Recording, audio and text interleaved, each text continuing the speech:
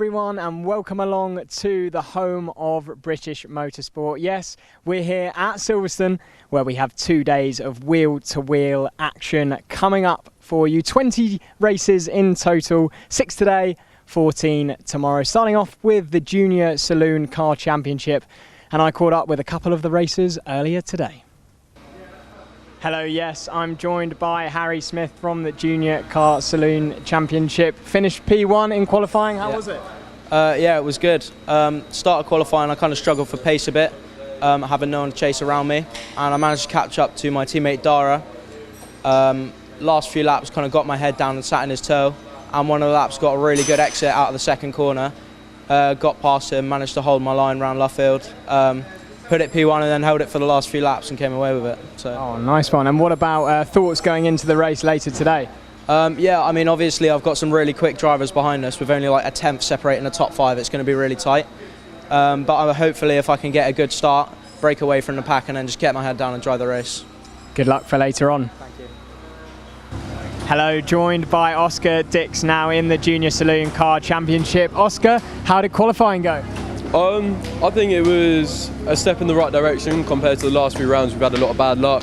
Obviously P9 it's not quite where we want to be, but I can definitely work with it. We've got a lot of pace. I've still found more pace, so I think a podium could be possible. Oh, confident, I like it. How about your season so far? How's that been going? Season of mixed emotions. I won the Cadwell opener. I also won at Pembury from 6th, so obviously that was nice, and we've had a few podiums. However, we've had a lot of bad luck, but that's just part of motorsport, really. Well, good luck for the race later on today.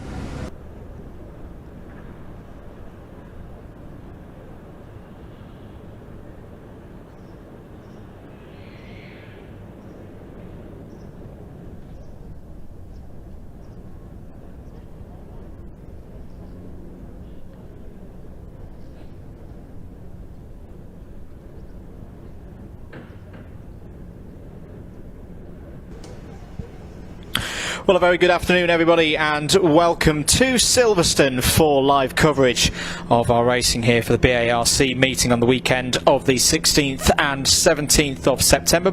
My name is Andrew Mather. Great to be with you here on the BARC channels. Really excited for today's races. 6 races coming up for you here round the national layout of the home of British motorsport. We'll start things shortly, due to go off at around 14:25 with the first race of the weekend for the Junior Saloon Car Championship. Following up after that, longest race of the day, 40 minutes for the OT Publishing Coupe Cup with Toyo tyres, their only race this weekend. I was having a chat with some of the drivers in the paddock earlier on this morning, very excited for that one. The main event for this weekend is the Virtu Motors Mini Challenge Trophy, continuing their season after last time out at Donington Park. 3 races for them this weekend in a crucial run to the end of the season for the championship campaigns for those drivers. They will go off from just before 4 o'clock on our schedule for the first 15-minute race of the day. More minis following up after that. The Mini Challenge Clubsport with Airtech Motorsport will be the 4th race of the afternoon, going off from around 20 past 4. A big load of excitement today for the British Superkart Racing Club. A bumper field across 4 classes here this weekend at Silverstone. Their first race, a 12-minute sprint, goes off just around 4:45 this afternoon, and then we'll complete with one of the runs for Track Attack and another wide array of vehicles in that one racing here at Silverstone. They'll go off from about 10 past 5 for a 15-minute race. So there is your schedule for this afternoon. 20 minutes until we set off for the Junior Saloon Car Championship. So say for 15 minutes, 40 minutes for the OT Publishing Hyundai Coupe Cup with Toyo tyres. Virtu Motorsports Mini Challenge Trophy, 3rd up just before 4 o'clock, ahead of the Mini Challenge Clubsports. 4th British Superkart Racing Club for the 5th event on the order today, and then Track Attack with their race hanging over from Alton Park, will be the last race of the day. More racing tomorrow, of course, as well. We'll have 2 more categories join us tomorrow for racing here at Silverstone, so looking forward as well to the Lancaster Insurance MG Owners Club Championship and the Kumo BMW Championship joining tomorrow. The link for the stream tomorrow already live, so do make sure that you've subscribed to that and got your calendars up to date as to when we go live. We'll be going live at around, the first race is due to go off just before 10 o'clock, 9:50 tomorrow for Track Attack to start off things on Sunday. But let's not get too ahead of ourselves this weekend, because we've got these 6 races looking forward to getting going. The Saloon Car Championship, Junior Saloon Car Championship, great series for myself, and there's a number of drivers I could see progressing up from the world of karting and having their first experiences of full car racing here in this championship. Great entry level for drivers, and a very competitive championship as well for the drivers. Provisional points as we stand with 3 races here at Silverstone this weekend, 2 at Donington Park and 2 at Brands Hatch to round out the 2023 season. At the moment, with a 19-point lead, is Dara Flock. 321 points for Dara at the moment in the number 22 car. Cameron Pratt-Thompson is his nearest competitor, and also the top rookie. So there is a rookie subclass in the Junior Saloon Car Championship, and Cameron Pratt-Thompson's looking very quick so far this weekend. We'll be looking to close that 19-point gap as much as possible, and maybe even overhaul, depending on how results go across the course of this weekend.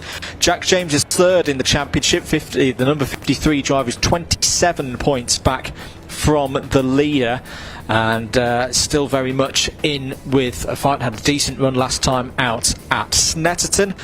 Jonathan Moore in the number 12 car is in 4th place, a further 22 points back, and it's CJ Morgan completing the top 5 in the championship standings at this moment. Qualifying has already taken place earlier on this morning, and quite simple for race 1. The fastest lap times for all of these drivers will set the grid for this first race of the day. And just going to see that, yes indeed, it was Harry Smith fastest at the end, right at the end of the session. Got a 1 minute 14.372 in his number 10 car to take pole position by a mere 15 thousandths of a second over the aforementioned Cameron Pratt-Thompson in the number 37. Charlie Constable is 3rd in the number 6. Jonathan Moore will be 4th on the grid. Dara Flock, as we say, will be 5th.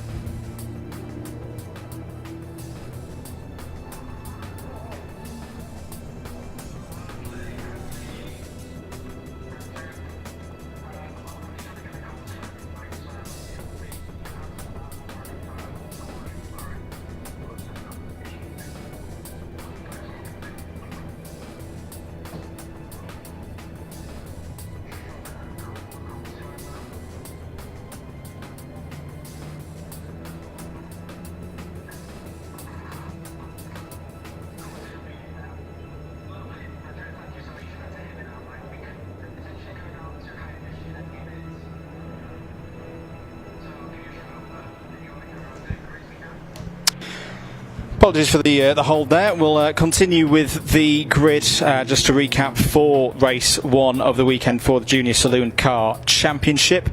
Row 1, Harry Smith and Cameron Pratt-Thompson looking to gain a good start to their weekends. Charlie Constable and Dara Flock will be on row 2. Jonathan Moore and Oliver Kerr will be on the 3rd row of the grid. Will Fallon and CJ Morgan will start on the 4th row of the grid. Oscar Dix and Jack James will start on row number 5. Moving down the order into the midfield, we find Oliver Law and Caleb McDuff on row number 6. Kieran Roberts and Alexander Mostav start on row 7. Joel Daniels and Wilf Butler on row row number 8. Harvey Kersley and Kyle Wells start on row 9. Jude Cooper and Will Crudson will complete the top 20 starting on this grid there on row number 10. Very big field here in the Junior Saloon Car Championship. Continuing on row 11 with Alfie Briggs starting next up on row number 11 alongside Josh Salvadori.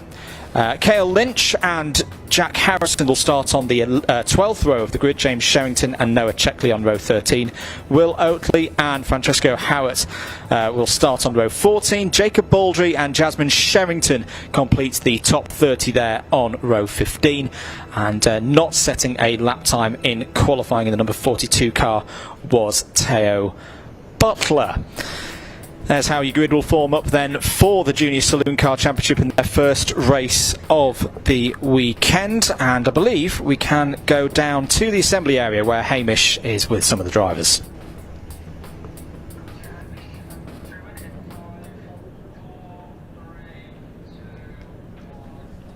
Yes, I'm down here in the assembly area now where we're going to try and catch a word with a couple of the drivers. We're going to come around here. Cameron Pratt-Thompson just getting strapped in. Cameron, sorry it's taken so long. Can we grab a quick word with you? What are your thoughts before the race? What are you hoping to achieve? Hopefully we can go for the win, but it's going to be tricky around here because the tow's so big. But yeah, we've had good pace in quali, not needing a tow really, so we'll see what happens. Do you reckon the win's on the cards? I hope so, yeah.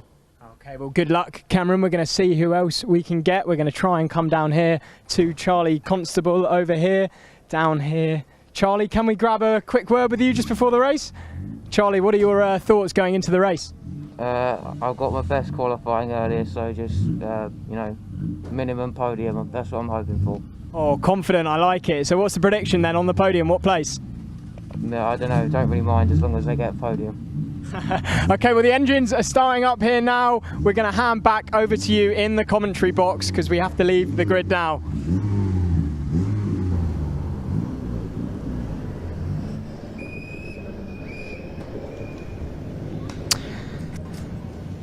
Thank you very much, Hamish, for that news down from the assembly area. Welcome back to us here at Silverstone, getting ready for the first race of 6 here this afternoon. I can hear that the cars are heading out from the assembly area in preparations for the first race of the weekend, first of 3 for the Junior Saloon Car Championship. If you're just joining us, great to have you here with us for the BARC race meeting today and tomorrow. Good to hear from Cameron Pratt-Thompson there as well, sounding determined and ready to go for this one from the front row of the grid. Good conditions here this weekend at Silverstone. Dry, of course a little bit breezy. This is Silverstone, of course, but not too hot for the drivers or the cars out there on circuit. Pretty much what I would consider perfect racing conditions for this time of year. 15 minutes on the clock then for our Junior Saloon Car Championship competitors. As a reminder, 19-point lead at the moment for Darragh Flock at the head of the standings. Winners last time out, Darragh Flock and Cameron Pratt-Thompson. Interested to see how Jonathan Moore proceeds on as well. Had good results at Snetterton last time out. And we'll be keeping an eye on the subclasses as well, the Rookie Cup and the independent competition as well for the drivers out there.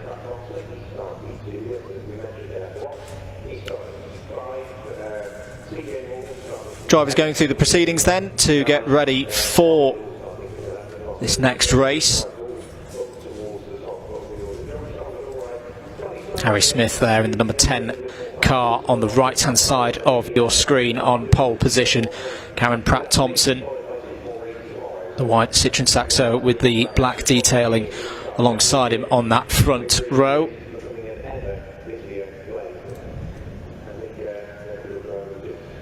Keep an eye out there for that number 22 car, Darragh Flock, starting, or was 5th fastest in the qualifying session. Be looking to come through as quickly as possible here to try and take the initiative at the start of this weekend. Marshall's just going through, checking that everybody is in the correct starting position. To say, this is a big field for the Junior Saloon Car Championship. Over 30 cars entered for this weekend. Just a couple more cars being positioned towards the rear of the field, then we'll be ready to go.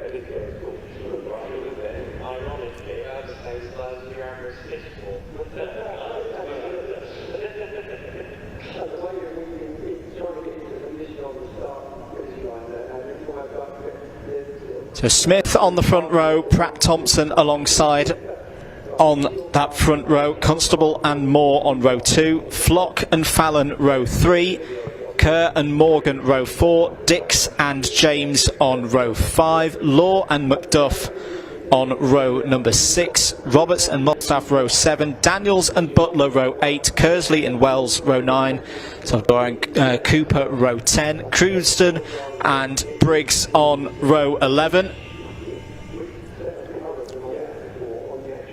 Lynch and Harrison row 12, Sherrington and Checkley row 13, Oatley and Harrett on row 14, Baldry, Sherrington and Butler rounding out those who qualified this morning. Nearly ready to go then for the first race of the weekend. Grid being cleared and prepared for racing here at Silverstone for the Junior Saloon Car Championship. Revs rising, and they'll go out for the formation lap.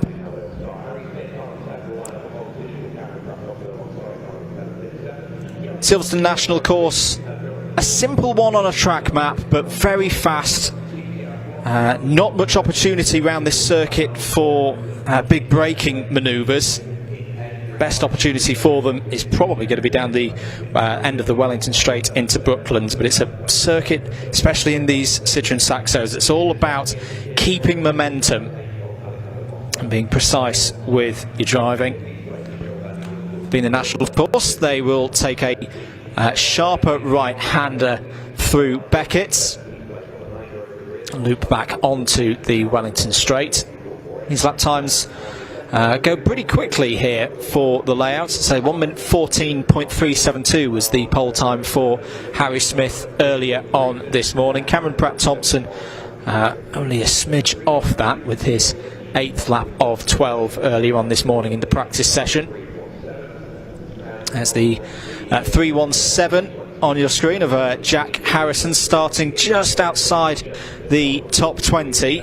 See whether Jack can pull his way through the order here. Of course, with it being a short lap here for the Silverstone National Course, not much opportunity for drivers to get heat into their tyres and brakes. There's your number 22 car, championship leader Dara Flock. He's had a superb season so far, as Dara Flock. A win and a second place last time out. Total number of wins so far this season for Flock, 9 of them. Has had a couple of DNFs along the way, but we'll be looking to further consolidate that position at the top of the standings with this first race of the afternoon. Drivers coming through the last couple of corners now, through Brooklands and Luffield at the end of the formation lap.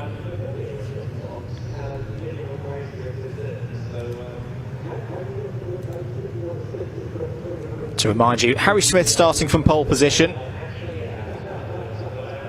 Eager to get on with this because he's got a bit of a gap to Cameron Pratt Thompson behind. Nervy moments, of course. It'll feel like an eternity as the field starts to form up on the standing start. All races today, apart from the Superkarts, will be standing starts. Back of the grid, forming up there. Jacob Baldry, Jasmine Sherrington forming things up there. So on the right of your screen, Harry Smith, car number 10 with the black, orange and white details. Cameron Pratt Thompson, second at the championship, second on the grid. Second row of the grid Charlie Constable there in the number 6, the white car with the orange sash diagonally across the bonnet. Darragh Flock there as well in the number 22.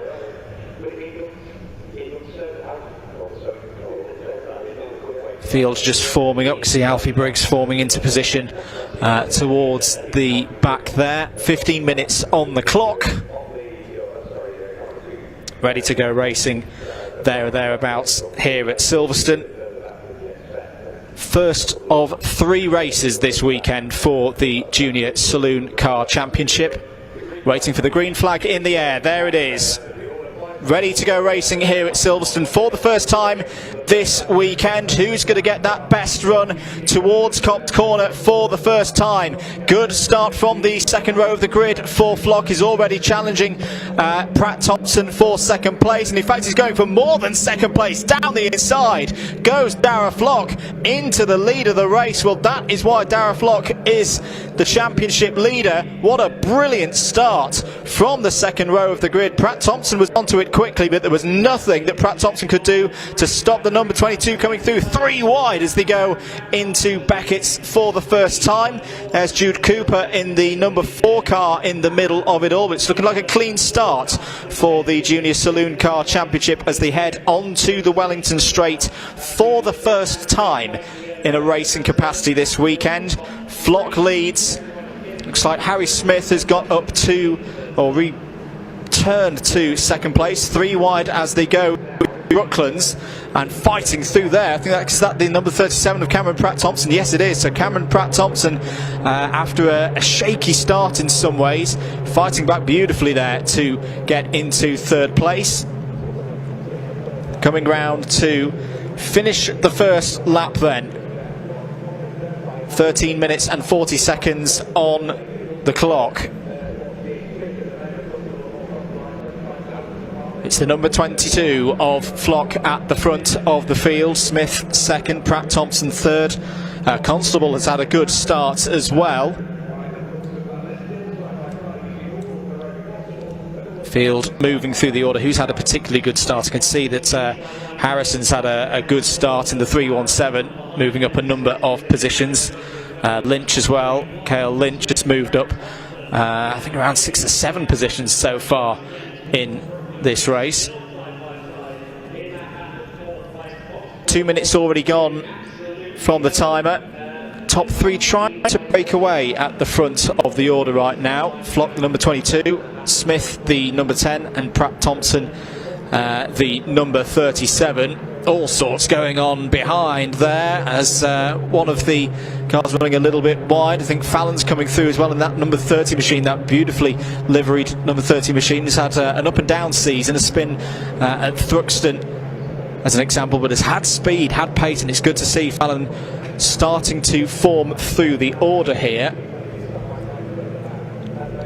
End of lap number 2 then. Flock continues to lead by half a second ahead of Smith. Pratt Thompson in third. It looks like Jonathan Moore is up to 4th place as well. Also keep an eye out for Oliver Kerr up to 5th place now after a move or so on that second lap of the race. Not a great lap for Charlie Constable. I think that was the number 6 car that we saw out wide through Brooklands. In fact, there is the number 6 just ahead of the number 11 of Oscar Dix. So after a strong qualifying, Constable starting to slip down the order, unfortunately, a little bit at this stage of the race. Back onto the Wellington Straight then, here on lap number 3. Flock, Smith and Pratt Thompson just happy at the moment to hold this trio line in station. They're pulling away from the rest of the field. There down the inside is William Fallon and the number 30, making more progress there. That's going side by side with the number 53 of Jack James. Number 59, actually there was CJ Morgan involved as well. So CJ Morgan inside the top 10. That's, well, you'd want to be a little bit higher than that. I think the driver currently 5th place in the points. Fastest driver out there at the moment in 5th place. It's number 222 of Oliver Kerr. 1 minute 14.218 for Kerr, and a bit of a gap ahead. Now the opportunity to get up the road and break away. Oh, a bit of a smoky moment there for the number 78 of Roberts. That's Kieran Roberts, one of the runners in the independent category here this weekend in the Junior Saloons Car Championship. Looking for second place, Pratt Thompson down the inside of Smith as they go into Brooklyn. Smith gives him room on the inside. We'll have the inside in his favour this time. That's good racing between these two young drivers. Smith holding on there through Luffield as they come through Woodcote and onto the pit straight. That's very good news, in fact, for Flock, and that will allow him to pull away now. But Cameron Pratt Thompson clearly has the bit between his teeth and wants to get back into second place and past the pole sitter. New fastest lap of the race, end of lap number 4, goes to car driver number 30, William Fallon. Well, we mentioned him earlier, he really is having a strong race here. He's up to 9th place. A couple of moves further down the order. Mossaf's got through on Daniels, 13th place. Salvador is having a good race as well. He's up to 16th place past Cooper. And the 448 of Carl Wells has gained in that exchange as well, up to 17th place. There may be problems out there for the number 28 of Will Oatley, shown at least on my timing screen as potentially have stopped out there on circuit or has come into pit lane, so that's not good news for Will Oatley. Side by side once again between Smith and Pratt Thompson, but Smith will have the inside line again. Pratt Thompson trying to hold the nose of his Citroen Saxo alongside Smith as they go over the line to complete lap number 5. This is fantastic racing here at Silverstone in the Junior Saloons Car Championship, but all the while this is playing into the hands of the race leader, who's 1.2 seconds clear of Smith and Pratt Thompson now. And they've also got to be aware of Jonathan Moore behind there in the black and yellow number 12 machine. He's putting in some good lap times, 1 minute 14.3 last time around. Down the inside goes Pratt Thompson again. This time this is a much better run, I think, as they go through Beckett. And they both go off circuit, both go off very wide. Smith in the dirt for a short moment, return to the circuit, still side by side as they head down the Wellington Straight. Smith will have the inside line. This time Pratt Thompson might have the inside for Luffield if he can keep it in there, but look at this, everybody else is going to join the party. Moore, Kerr, Constable, Dix, they're all closing in now on what could be much more than a 2-car battle for second place. Beautifully playing once again into the hands of Darragh Flock, who is probably going to have something like a 2-second lead at the end of this race as we approach the halfway point. 7.5 minutes gone, 7.5 to go, and indeed 2.2 seconds now the lead for the championship leader. Defending to the inside is Smith. Doesn't want Pratt Thompson to have a lane down the inside there for second place. What do you do if you're Jonathan Moore in this situation as well? 4th place on the road at the moment. So end of lap number 6 then. In fact, Jonathan Moore trying to go around the outside of Cameron Pratt Thompson as they go through Beckett's long right-hander back onto the Wellington Straight, as the 888 of Mostaff in 13th place at the moment, moving up through the order. There's been a change just behind as well. The number 70 of Wilf Butler has gained a spot into 14th place. Still in this fantastic fight for second place, Harry Smith continues to hold it at the front of the order, but everybody's getting involved now. There's a little bit of rubbing between the 12 and the 222 there. That's Kerr trying to go past Moore for 4th place. Everybody else queuing up behind as well. Number 11 of Oscar Dix and the 53 of Jack James, the mint green on the front of his Citroen Saxo. Looks like Constable has gained a position there past Kerr as they went down the National Pit Straight into Beckett's once again. 7 laps completed. Darragh Flock may look in the wing mirror at the moment and wonder where everybody else is. Well, they're all, this is where the action is out on circuit. There's the number 78 of Kieran Roberts continuing to circle. Keeps having a bit of a lock-up and a smoky moment as he goes through Beckett's, but running well. And I think in a race like this, you'd consider yourself in with a chance of taking this second place. Anything could happen in the remaining 5.5 minutes of this race.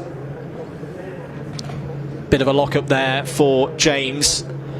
He's able to form it back into the order, coming round to complete another lap. Flock continuing to extend that lead, is consistently in the mid 1 minute 14s, with the great defensive work for his second place that's been put in here by Harry Smith. That is allowing that gap to grow at the front of the order. 3.5 seconds now the lead, 1 minute 15s for all of these drivers behind, but you've got to give it to Harry Smith. He's holding on in there.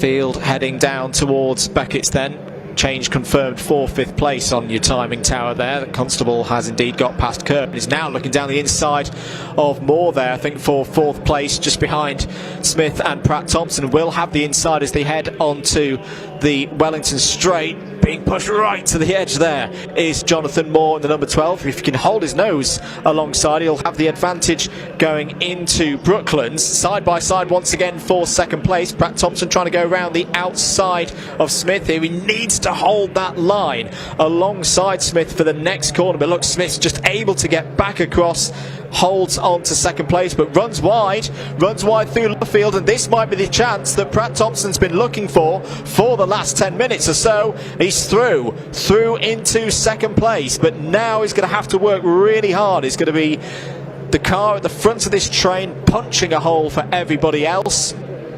There's your leader. Flock out ahead, 4.4 seconds.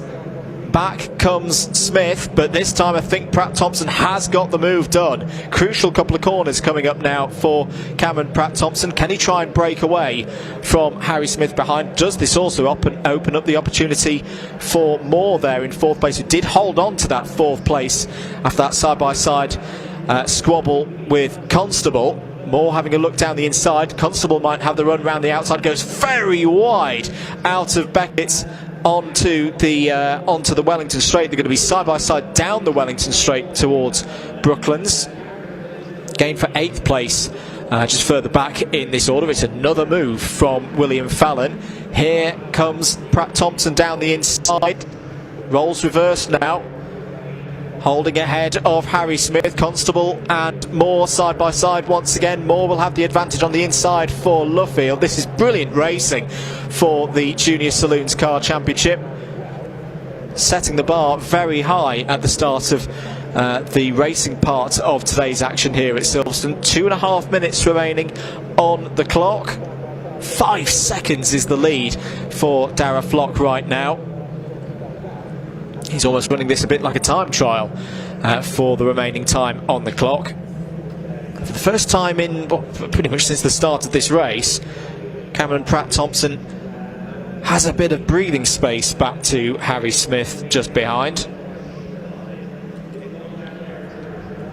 I think it's clear to see at this phase of the race that Cameron Pratt Thompson is a touch quicker than Smith. He's just able to pull away. He's not having to defend too hard from the rest of the field. That's stretching things out in this pack that runs all the way still down to Roberts in 11th spot. Some really good opportunities for these drivers to gain points in their championship campaigns. Championship leader is going to be extending his 19-point lead. Oh, looking down the inside there, I think that's number 53 of James in the teal green. It's going to once again have the problem of being on the outside though, through Luffield. On the inside is the number 30 of Fallon. This is over 8th place between these two drivers.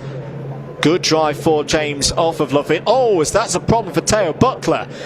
Teo Butler new to the championship this weekend. First time that Teo Butler has raced in 2023 in the JSCC, and unfortunately the race for Teo Butler has finished early in the gravel trap. That'll take a bit of help from the marshals to get that one out. Green flag conditions continuing though, and not a problem for our race leader Darragh Flock. managing the race now, doesn't need to push too hard. 4.5 seconds is the lead for our championship leader. Let's back things off on that last particular lap, back to a 1 minute 14.8, so about 4/10 slower than Pratt Thompson. But as I say, I don't think that's going to bother them, Flock, right now, because he's got a very comfortable lead over the rest of the field. Back once again with what really has been the highlight of this first race of the weekend for the Junior Saloons Car Championship. Pratt Thompson and Smith still going over second place. Has Harry Smith got something in reserve for the last lap or so? Time has expired, so race should be continuing round to give us one more lap. Checkered flag has not come out yet. Flock and Pratt Thompson, similar pace last time around. There's the number 77 of Oliver Law. He's running in a strong 12th place at the moment. Bit of a lonely 12th place. He's about 2.5 seconds off the back of the big group from second down to 11th, but he's got a very comfortable gap over Mossaf behind in 13th place. Other drivers out there who've had problems this race, unfortunately, number 88 of Harvey Kersley, the number 36 of Joel Daniels as well, but no problems at all really from the get-go. Had a fantastic start from the second row of the grid, and Dara Flock is going to extend that championship lead here in the first race of the weekend at Silverstone, and we'll be able to sleep easy tonight, prepare for the second and third races tomorrow. Brilliant victory here for Dara Flock in car number 22. Wins comfortably in the end. Can be very, very happy about that performance indeed. Cameron Pratt Thompson takes second place and sets his personal best on the last lap of the race. Wins out in that fantastically entertaining scrap with Harry Smith, who finishes in third. Fourth for Jonathan Moore, was under huge pressure from Charlie Constable in the middle phase of that race. That completes your top five. Good race for Oliver Kerr in the number 222, finishes in 6th place. Oscar Dix, another one of those drivers in the top 10, finishes P7. Bit of a mixed race for Jack James, unfortunately, in 8th place. Lost a couple of positions in the early phase of the race, but fought back and this gets us some solid points there for finishing in the top 10. Very good run for William Fallon. Fastest lap of the race for Fallon, 1 minute 14.1. Was always in amongst it, finishes P9. Completing the top 10, CJ Morgan, who solidified that place, was falling down the order in the first half, but holds there for a top 10. Last of that large group at the front of the field, Kieran Roberts finishes P11. There is your provisional result from 13 laps here around the Silverstone National Course. Dara Flock wins by, in the end, 3.9 seconds over Cameron Pratt Thompson. Harry Smith third, Jonathan Moore fourth, Constable, Kerr, Dix, James, Fallon and Morgan all in the top 10. Kieran Roberts, Oliver Law, Alexander Mossaf and Wilf Butler. Good drive there from Wilf Butler.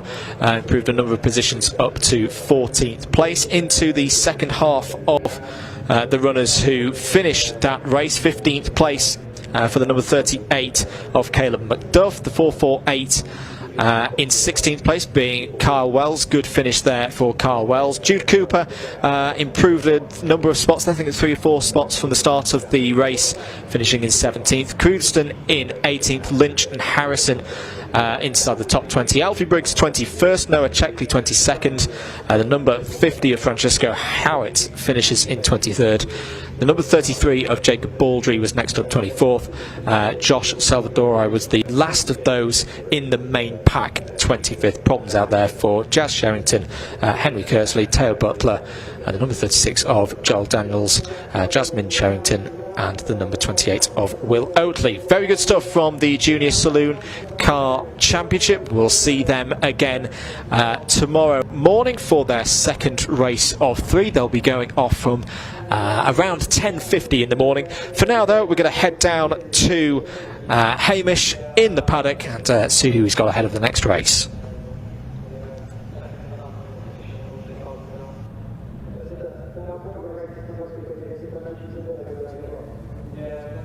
Well, yes, what a race that was, and I'm joined by the winner, Diaflock. How was that?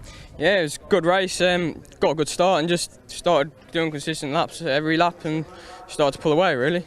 Yeah, and starting from P4 going to P1, that's some achievement, right? Yeah, it's good. I saw a gap when I was pulling up on the grid, and I was like, I can get in that gap, and I just went for it. Oh, nice. And what have you taken from today's race going forward? It doesn't matter really where I'm starting. I can still win it. So yeah, just got to try and do the same tomorrow. I'm in second and I'm in third tomorrow, so hopefully I can do the same.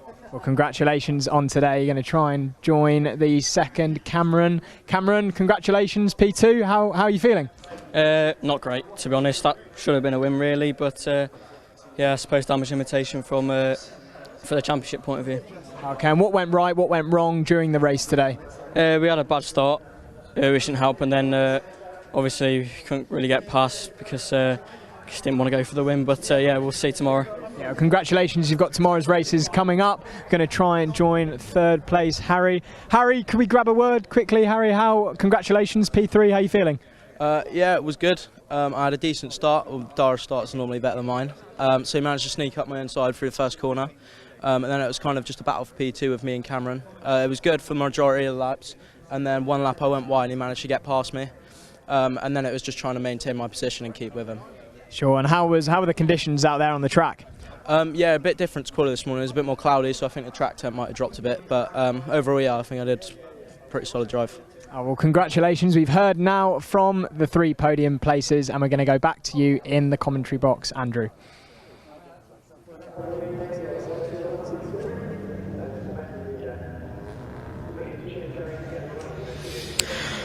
Welcome back, everybody.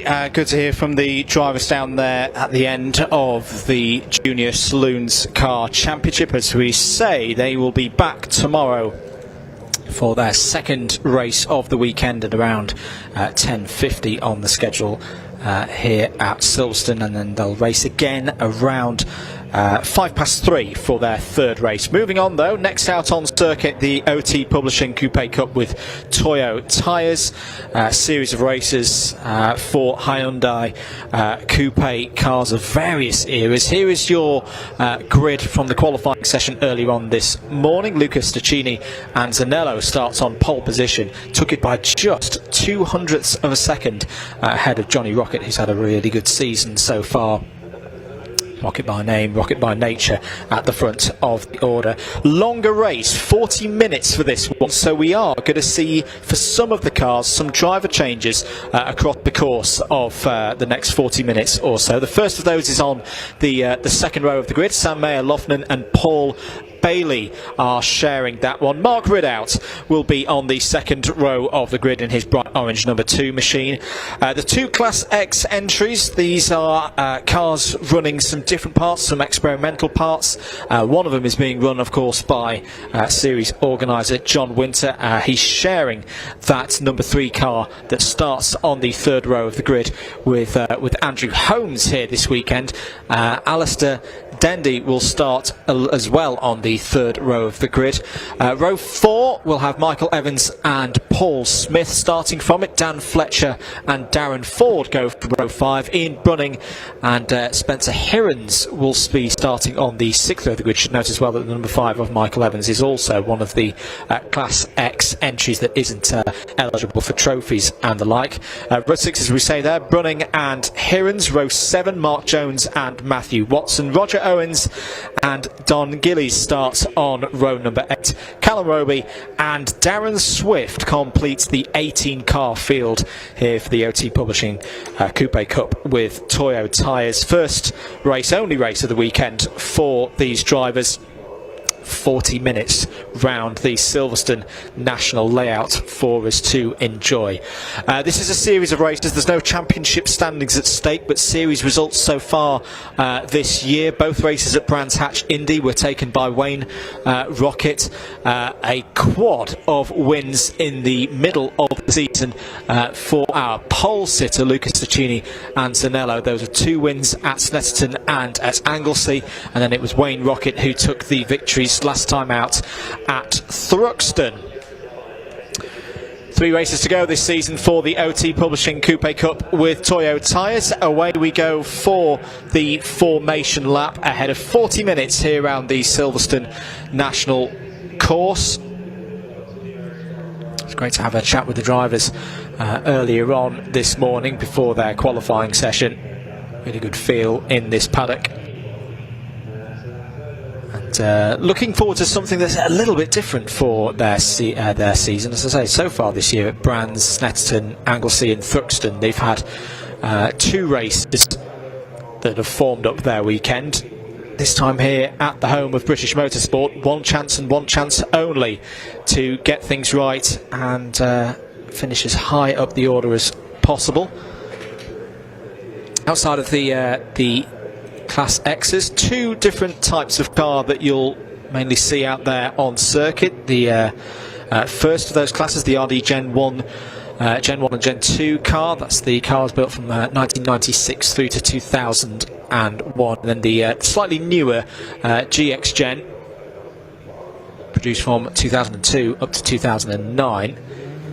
All of these cars running 2-litre engines.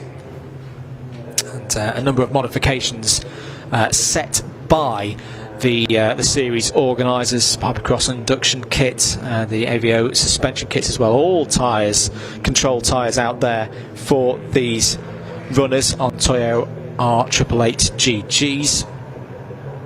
It means that it's a really competitive and level playing field for drivers.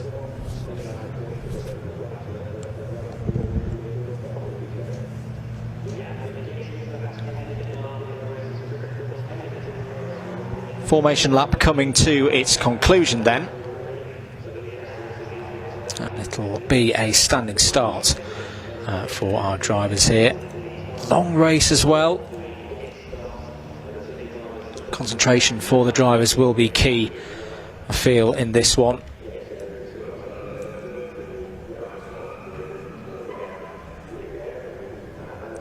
Here a couple of the drivers just trying to get some tyre temperature in at the last possible moment. To remind you, from pole position, it'll be Luca Ciccini and Zanello trying to get his 5th win of the year. Johnny Rocket alongside in the number 19, then the 51 of Mayer Lofnan and Bailey. Mark Ridout in the bright orange number 2 car on the inside there, left-hand side of your screen, going from P4. Holmes and Winter in the experimental number 3 car on row 3 alongside Alistair Dendy. Waiting for the green flag at the back of the field to indicate we're ready to go racing here at Silverstone for the OT Publishing Coupe Cup with Toyo tyres. We are indeed away and racing for 40 minutes here at Silverstone National. Good start for Ciccini and Zanello in the number 28 car.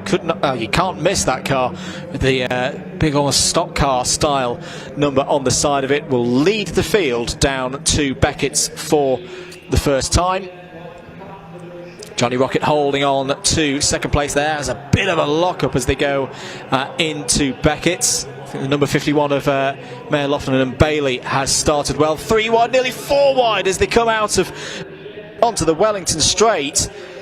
Mark Ridout was in the middle of that, and the number 5 machine, the bright purple and yellow car piloted by Michael Evans, was also in the mix. There's been a change at the front of the order. Antonello has lost the lead as they head into Brooklands for the first time. Through all of that, I think it's the number 19 of Johnny Rocket that's come through. Yes, it is. So Johnny Rocket up to the front of the order, side by side for 2nd place there. Ciccini and Zanello having a difficult second half to this first lap.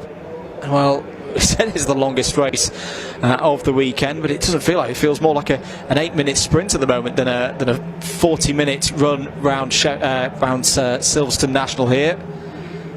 But great work so far from Rocket to the front of the order. Mayer Lofnan and Bailey's number 51. Apologies, not quite sure which of the 2 drivers are starting the race. Oh, very close for the lead there. Mayer Lofnan and Bailey car trying to go down the inside of Rocket for the lead of the race. Side by side as well between Ticini Antonello and Ridout there. I think that was over 4th place. And here challenging once again. Well, in some ways we hope that this race calms down soon, because 40 minutes of this is going to be quite exhausting for everybody, whether they're out there on the circuit or watching from the sidelines. Good defence from Rocket will have the inside line, but if the number 51 is going to stay there, there's going to need to be racing room given, and is given. Good side-by-side racing there between Rocket and the number 51 of Mayor Loughnan and Bailey. And just looking a little bit further down the order, I think it's been a decent start for Watson in the number 12. Is up to 12th place. Into Copse Corner then, start of lap number 3. Mayor Loughnan and Bailey car, the number 51, did have the lead just over start finish, but Rocket has the inside line through the first turn. Change for 10th place, running up past Fletcher, and through now finally goes the number 51. Out wide is Ticini Antonello onto the grass, losing a number of positions, falling from 3rd. I think he's going to be all the way down to at least 7th place there. Ridout, Dendy and Evans all managing to find a way through. Well, what an absolutely pulsating start this has been for the OT Publishing Coupe Cup. Mark Ridout improving. Bright orange machine there, car number 2, is up to 3rd place. Not talked too much yet about the number 3 of Holmes and Winter just behind. And that, again, that's one of our Class X entries as wide there. That looked to be the number 5 of Evans, the other Class X machine. Yeah, has fallen down to 8th place. The big loser, unfortunately, on that lap, Ticini Antonello, down 4 places to 7th spot. There's been problems as well, unfortunately, for Spencer Hirons. Lost 3 places on the 3rd lap of the race, down to 16th now. Feels now that the race is starting to get into a rhythm, with a group of 3 off the front of the rest of the field. Number 51 shared today between 2 drivers, Sam Mayer, Loughnan and Paul Bailey. Both of them will be very pleased with this position early on in the race. Number 19 of Johnny Rocket, after some big pressure early on, I think we'll be quite happy at this stage to be sat there in 2nd place. I've seen a couple of other drivers having Larry moments, and again, it's not much margin for error around this circuit in terms of momentum. If you get off the racing line, if you have a wide moment, or you are in there visiting other parts of the circuit, the grass, gravel, you're going to be losing a number of positions, and it's hard to then gain that time back without having to rely on other drivers out there making mistakes. There's number 5 of Michael Evans. That's one of the cars that we mentioned has had a trip to the gravel. Here's Mark Ridout going down the inside for 2nd place here on Johnny Rocket. Will have a good run through Beckett's and onto the Wellington Straight. Great move there by Mark Ridout. He's had a good season so far in this competition. A couple of 3rd places to start the season at Brands Hatch. Best results so far this season is 2nd place. He's had 2 of them, one at Anglesey, the other at Thruxton. He would love to take a victory here today at Silverstone. Long way to go in this race, though. A lot's happened already in these 6 minutes that have gone by. 34 minutes remaining. Coming round to finish another lap. Looks like Ticini Antonello is coming back up through the order after that wide moment through Beckett a couple of laps ago. It's got past Dendy, it's got past Smith as well. Well, Smith we saw having his own excursion out there on circuit. He's also now the fastest driver out on circuit. It's Ticini Antonello, 1 minute 13.865, back up to 5th place. Gap is about a 10.5 to the shared number 3 car of Holmes and Winter.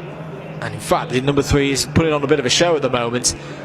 kicking out the tail there, going through Beckett's. Tighter line being used by Stachini and Zanello. Might mean that the top speed is a bit down as they go along the Wellington Straight. Side by side between the third and fourth and fifth place cars rather. Beautiful switch to the inside there by Stachini and Zanello. Can he get it stopped? Yes, he can. Beautiful move by Stachini and Zanello up to fourth place. That was precision driving. Couldn't go absolutely diving in there because there was a third place number 19 of Johnny Rocket ahead. Got that absolutely spot on.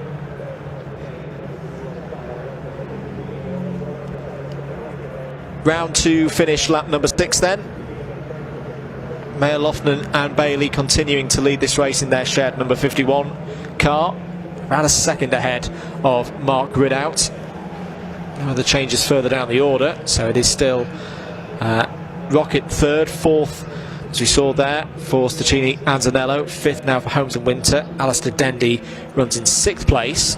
Number 8 of Paul Smith continues to circulate in 7th place. 8th at the moment for the number 5 of Michael Evans.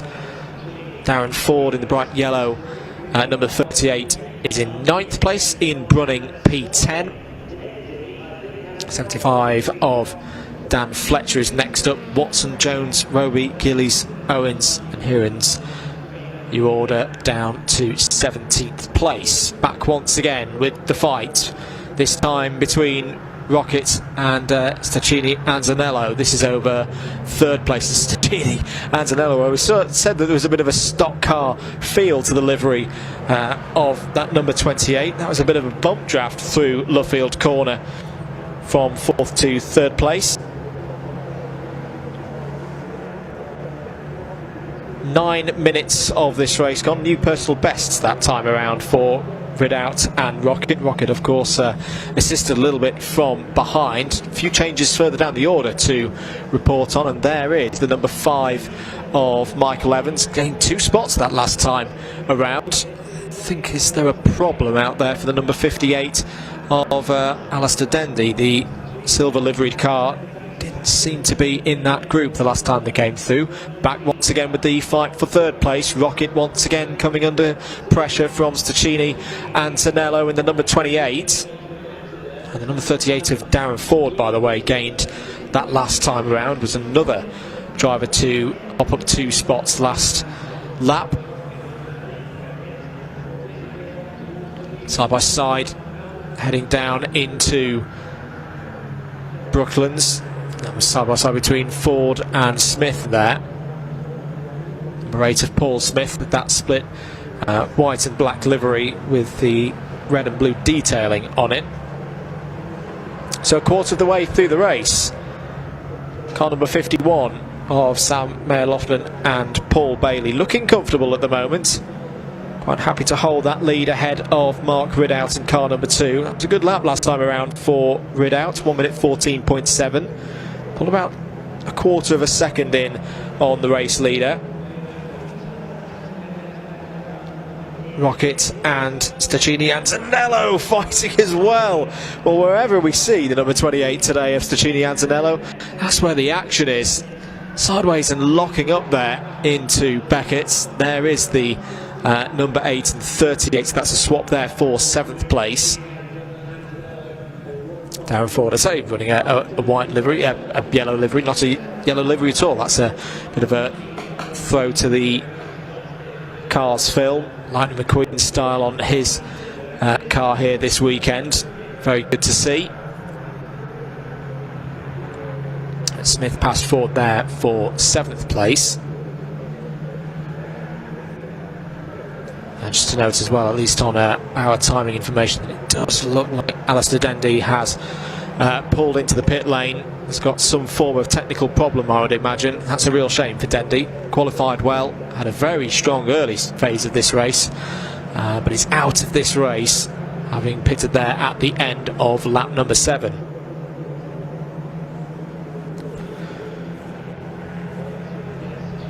Leader's definitely going to have something to think about in the next couple of laps. Another good Mark Ridout. Gap is down to half a second and consistently coming down by 0.25 of a second the last couple of laps. So by that maths and that logic, 2 laps. And Mark Ridout is going to be on the tail end of the number 51. And in some ways, I think you'd probably argue he's already there into Brooklands once again. This is lap number 10. Trying to get as late an apex as they can to open things out for Luffield. It's a very good couple of laps from Mark Ridout, really starting to put the race leader under a lot of pressure. And also keen to note that third and fourth place behind, Rocket and Stachini and Zanella seem to have agreed a bit of a truce for now, because they're closing in as well. They're a touch quicker than those ahead. 3/10 now the gap for Mayor Loughnan and Bailey's number 51 over Mark Ridout. Looks like Ridout is trying to set up a move into Beckett's corner. In fact, he's more than setting up a move into Beckett's on the inside. Mark Ridout to the lead of the race. Got a great run out of Copse Corner. Nothing much that Mayor Loughnan or Bailey could do there.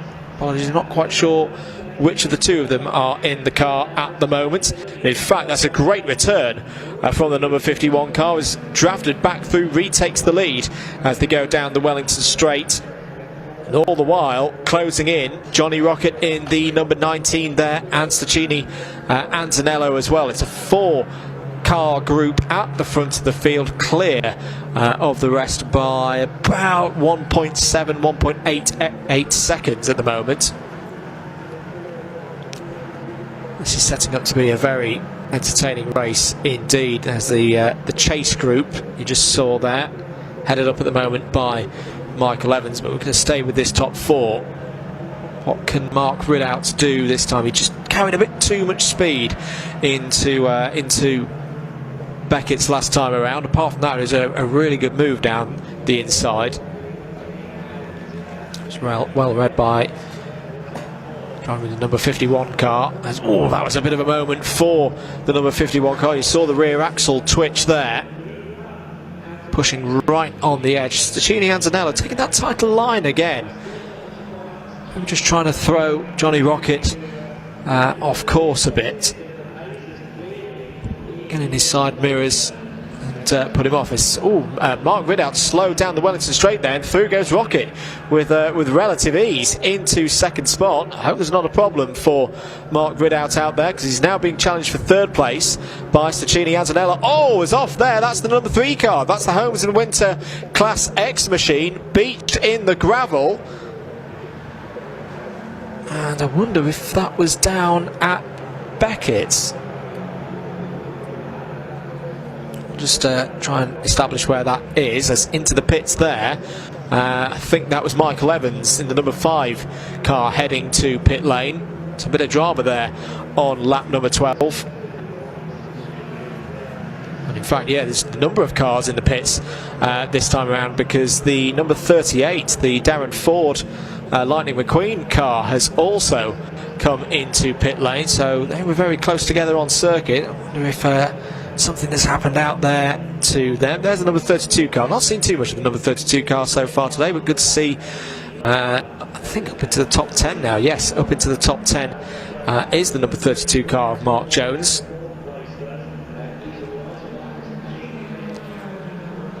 It just feels like one of those races at the moment where you don't walk away from this one and have a little bit of a break from it, even though there's 24 minutes to go, because it's right on the edge of anything could happen at any time in this one.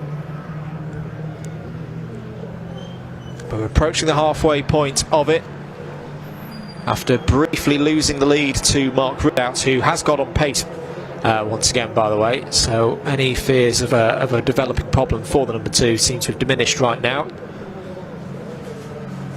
The number 51 of Mayor Loughnan and Bailey continuing to lead at the front of the field. Rocket still ahead of Stachini and Zanello for what is now second place. Mark Ridout now in 4th. As still pushing hard there is Mayor Loughnan and Bailey. and a touch wide out of Beckett's corner. This time, an even tighter line being taken by Mark Ridout, going for third place there, trying to get past Ticini and Zanello. A couple more cars coming into the pits. Hirons in the number 65, Spencer Hirons.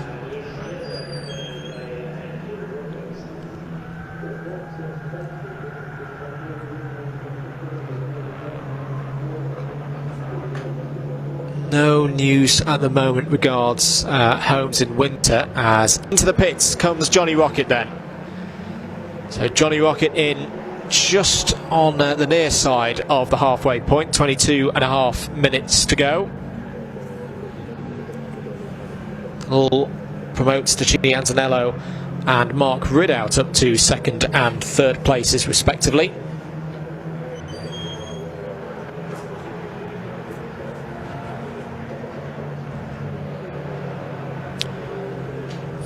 Unfortunately, I think there's also been some issues out there for Darren Swift. Just note that the 6.9 machine is 3 laps off the lead at the moment, so that's still behind the number 3 of Holmes and Winter, which we saw off in the gravel a few laps ago.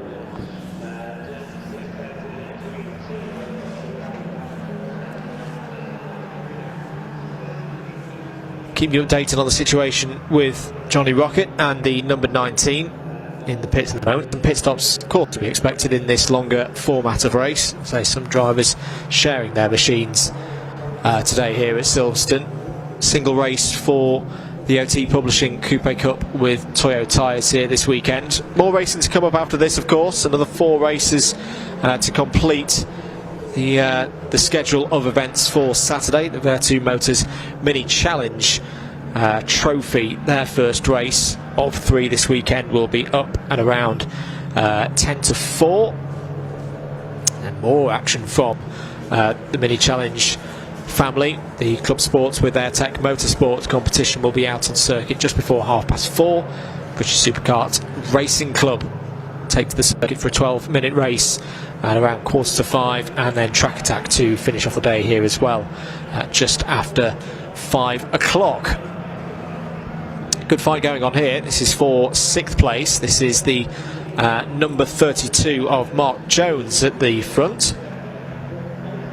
Both of these cars running what's like geometric shapes on their liveries. The dark blue number 32 ahead there of the number 12 of Matthew Watson, driver hailing from Norwich. Very close at the front of the order. Ticini Antonello is is going to inherit the lead of the race here, because in comes the number 51 of Melloffman and Bailey. I presume at this stage that's where there's going to be a driver change as well for that car, and I think Mark Ridout also headed into the pits there right on the halfway stage of the race. 20 minutes gone, 20 to go. And there is your new race leader. It's had a very exciting first half of this race, has Lucas Ticini Antonello. 4 wins so far this season in the OT Publishing Coupe Cup. Hasn't had one since the trip out to Anglesey. Beautiful part of the world at the start of June. Beautiful part of the world whenever you race out there in Anglesey, but some of the photography from that weekend, absolutely fantastic. Ticini Antonello won't probably be thinking about that at the moment. He'll be focused on trying to use this opportunity. A bit of clear road up ahead of him. No worries about drivers attacking from behind. Great opportunity to put some quick sector times. Look to extend the lead once this pit stop phase is completed for everybody. Quite a lot of drivers in the pits at the moment. The number 75 of Dan Fletcher has pitted from 6th place, and the number 32 that we were looking at earlier, Mark Jones, has also come into pit lane. The number 26 of Roger Owens, a driver from Kettering, inside the top 10 at the moment, serving a pit stop. It's also been good progress in the first half of that race by the number 22 of Don Gillies is up into the top 10, but also now serving that pit stop that's expected in this race. So over 18 minutes to go. Lucas Ticini Antonello continues to lead this race. slightly off cycle at the moment. I think there's 2 other cars that haven't pitted yet. Those would be the number 18 of Ian Brunning and number 12 of Matthew Watson.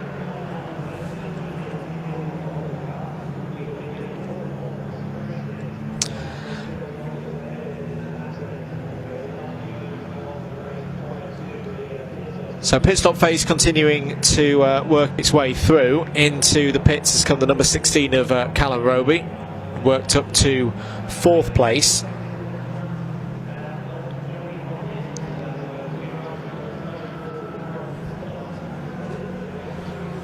Race leader coming round to finish lap number 18. Still no sign of Luca Stacchini Antonello coming into pit lane, so that's the main reason at the moment why the lead is nearly 22 seconds over Ian Brunning. Say a little bit further down the order, the drivers that have come into the pits that were also involved in that battle for the lead. Crucial moment for Johnny Rocket, has managed to get out ahead of Mark Ridout, so 5th, 6th and 7th all covered by around 2 seconds at the moment. Number 51 of Mayer Lofton and Bailey still in the lead in that group, ahead of Rocket and Ridout, and they've got about 17 seconds over the next car behind that has visited pit lane. Basically everyone from 5th place down has come into the pits. In fact, now we've also got Brunning, Watson and Roby 2nd, 3rd and 4th on the road, all in the pits as well. There's the number 65 of Spencer Hirons with the bright green or teal green rear wing there.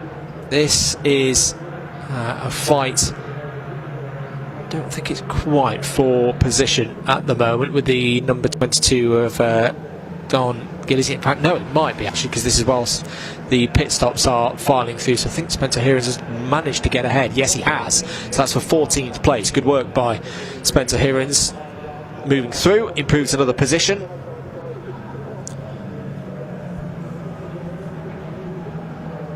So still no visit to the pit lane for Stacchini Antonello.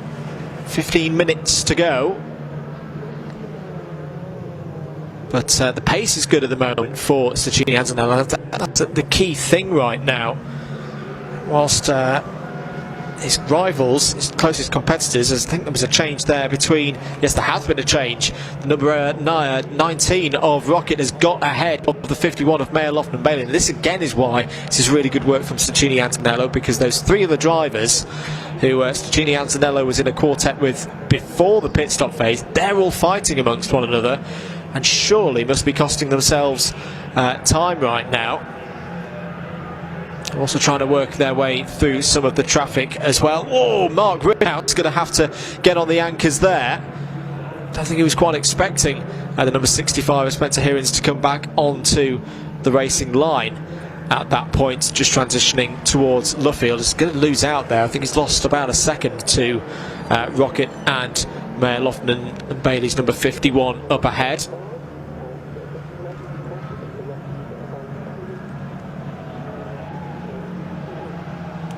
Starting to filter back through now, this race. We've only got one car out there that hasn't pitted as of yet. That is your race leader. That is why it's a full clear lap at the moment for Luca Stacchini Antonello. Just over 45 minutes of, 25 minutes, doing the maths quickly. 25 minutes of the race gone so far. Just under 15 remaining to go here at Silverstone. Single race of the weekend for the OT Publishing Coupe Cup with Toyo tyres. Pace at the moment for the race leader, well, 1 minute 15.1 last time around, to say, is quicker than the 3 behind in the standings. 1 minute 15.4 for Rocket, both Mayer Lofton and Bailey's number 51 and the Ridout number 2 in the 1 minute 15.8. Now we see into the pit lane the race leader, so that was a long run for Stacchini Antonello. It now comes in to serve the pit stop that everybody is doing in this race. Now we'll really start to see whether this strategy is going to pay off. Down the inside there, The number 51 looking for a way past the 19 of Johnny Rocket there, but Johnny Rocket holds that outside line. That's good driving once again from Johnny Rocket. Carried the speed through Cobb's corner. Compromise line for the number 51 has actually given Rocket a bit of space into Beckett's on this occasion. Mark Ridout's got a good run there out of Beckett's. He's going to challenge the number 51 for third place, but will be on the outside heading down towards Brooklands. So what we've seen so far in this race would make us believe that it's going to be the advantage to the number 51. It is. I think Mark Ridout's just missing a bit of pace down the Wellington straight. We saw him lose a couple of positions earlier on in this race. He's still very much in the discussion for another top three here in what's been a strong performance this season for Mark Ridout. Just waiting to see where Stacchini Antonello will filter out here. So these three will all get back onto the lead lap. There they go through. Quite long pit stops for the drivers here, compounded by the fact, of course, we've got quite a short lap around the national layouts here at Silverstone. So 1 minute 30 was the lead for Stacchini Antonello when the number 28 came into pit lane. Defensive line once again from the 51 of Mayerlofton and Bailey. Mark Ridout's going to try that same move again that he did or attempted 1 lap ago, but this is where he needs the horsepower. This is where he needs the 2-litre engine in his number 2 Hyundai Coupe to really sing, to try and go around the outside and take that third place. It's all playing into the hands as well of Johnny Rocket, because he's just quietly getting on with things at the moment. A side by side for third place between the number 51 and Mark Ridout. Mark Ridout will have the inside line as he goes through Lovefield Corner, and surely will take third place. Really good stuff from Mark Ridout. Back onto the podium. Can now try and set about catching Johnny Rocket ahead to try and at least match his best performance of the year so far. Changes afoot. We haven't seen actually the number 28 back out on circuit to confirm what position that it's in. Meanwhile, still fighting are Mark Ridout and the number 51, piloted either by Sam Mayerlofton or Paul Bailey. We know they will have done a driver swap at that halfway stage. Unfortunately, not quite sure which way round they are now. If that timing is correct, not seen it visually with my own eyes, the Stacchini Antonello number 28 looks like it's come out behind this trio. I've got to say that's a bit of a surprise for me. I wonder if there's a bit of a hold up in the pits for Luca. 2 minutes 55 with the pit affected lap time, and that's in fact there is the number 28. So yeah, so back out on circuit. Has been making the way through past some of the traffic there. Wild moment for Spencer Hearens. Is going to lose that position to number 22. This is still this fight. This has been going on for the last 4 or 5 laps with the number 22 of Don Gillies. But good driving there from Don. Just held the inside line, pressured Hearens into the mistake, and will take place number 13 as a result. There is your race leader. Confirmed now. The pit stops have cycled their way through. Johnny Rocket just under a second clear ahead of Mark Ridout. Slight lock up there into Beckett's.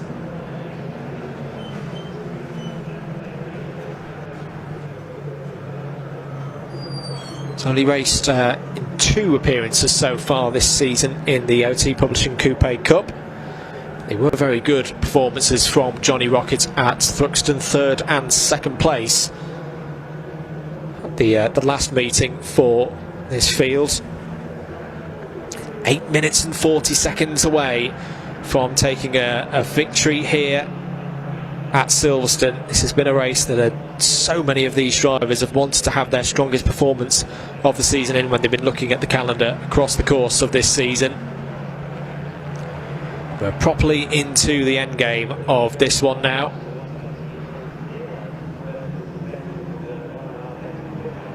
Shouldn't count out that number 51 car as well of Mayer, Loughnan and Bailey. It's been very strong throughout the course of this race.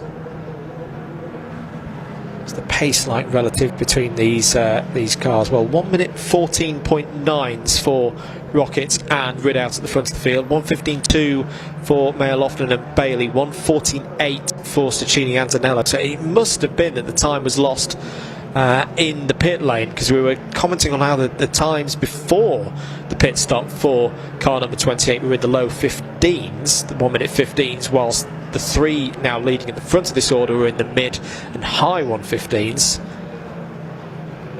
I'm sure there'll be a bit of an analysis done by the driver and the team working on that car as to how they lost so much time, unfortunately, through that phase of the race. 8 seconds out there that's got to be found in 7 minutes at the moment.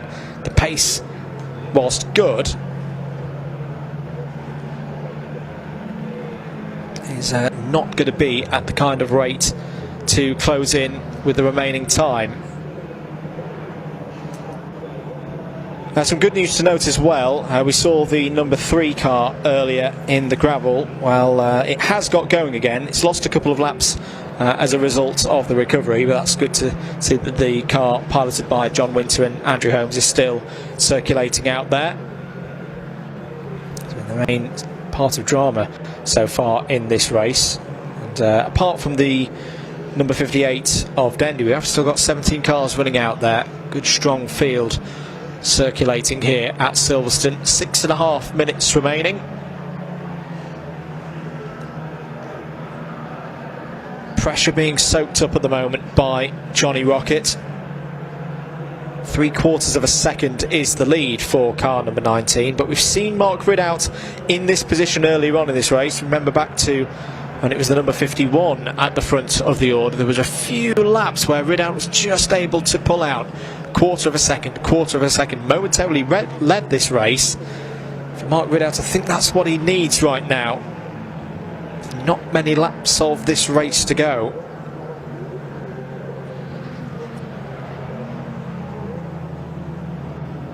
So over 5 minutes remaining on the clock. Rundown of the order then. Rocket from Ridout, the shared number 51 of Mayer, Loughnan and Bailey. That is your top 3.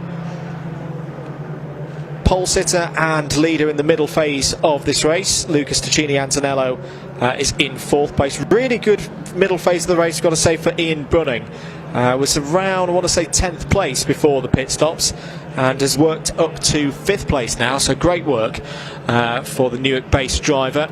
Car number 18. There's just been a change for 6th place out there. The number 8 of Paul Smith has gained a spot past the number 38 of Darren Ford. In fact, Darren Ford is falling down the order at the moment as we just go through this rundown. 7th place at the moment for the number 32 of Mark Jones.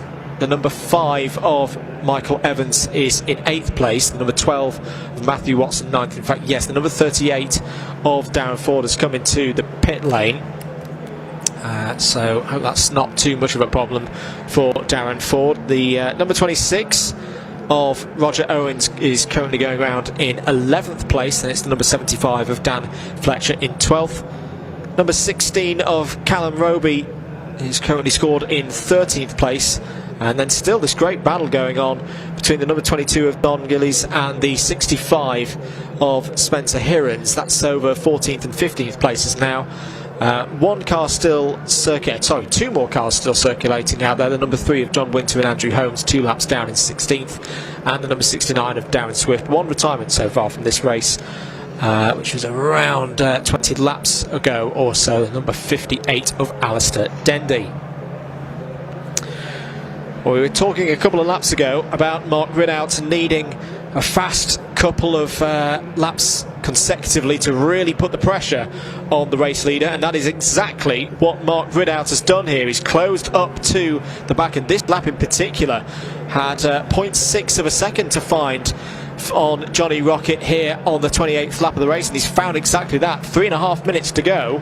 It's going to be a proper grandstand finish here in the Coupe Cup for their 40-minute race here at Silverstone National. Into Copse they go. into Beckett's. Ridout has been strong throughout the course of this race. That's where we saw him put the move, temporarily at least, on the number 51 of Mayer Lofton and Bailey earlier on in the race, and I think he's looking for it again here as they go into Beckett's. But Johnny Rocket is wise to that one. Bit of a lock-up. These Hyundai Coupe cars, they seem happy with that. Just a bit of a trailing tyre.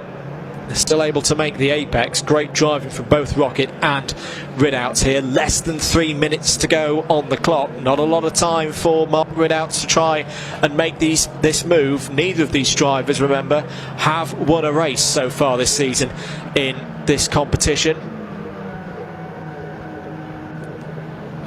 No championship standings to worry about for these drivers. They're just all out and out for these race victories. I think that we will have 2 more laps remaining. We'll just clock the time as they come over the line.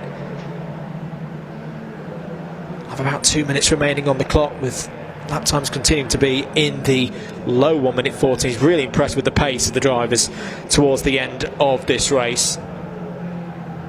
They'll be tired both physically and mentally, trying to keep that momentum up. New personal best to just come through, by the way, for the Gillies in the number 22 in 13th place.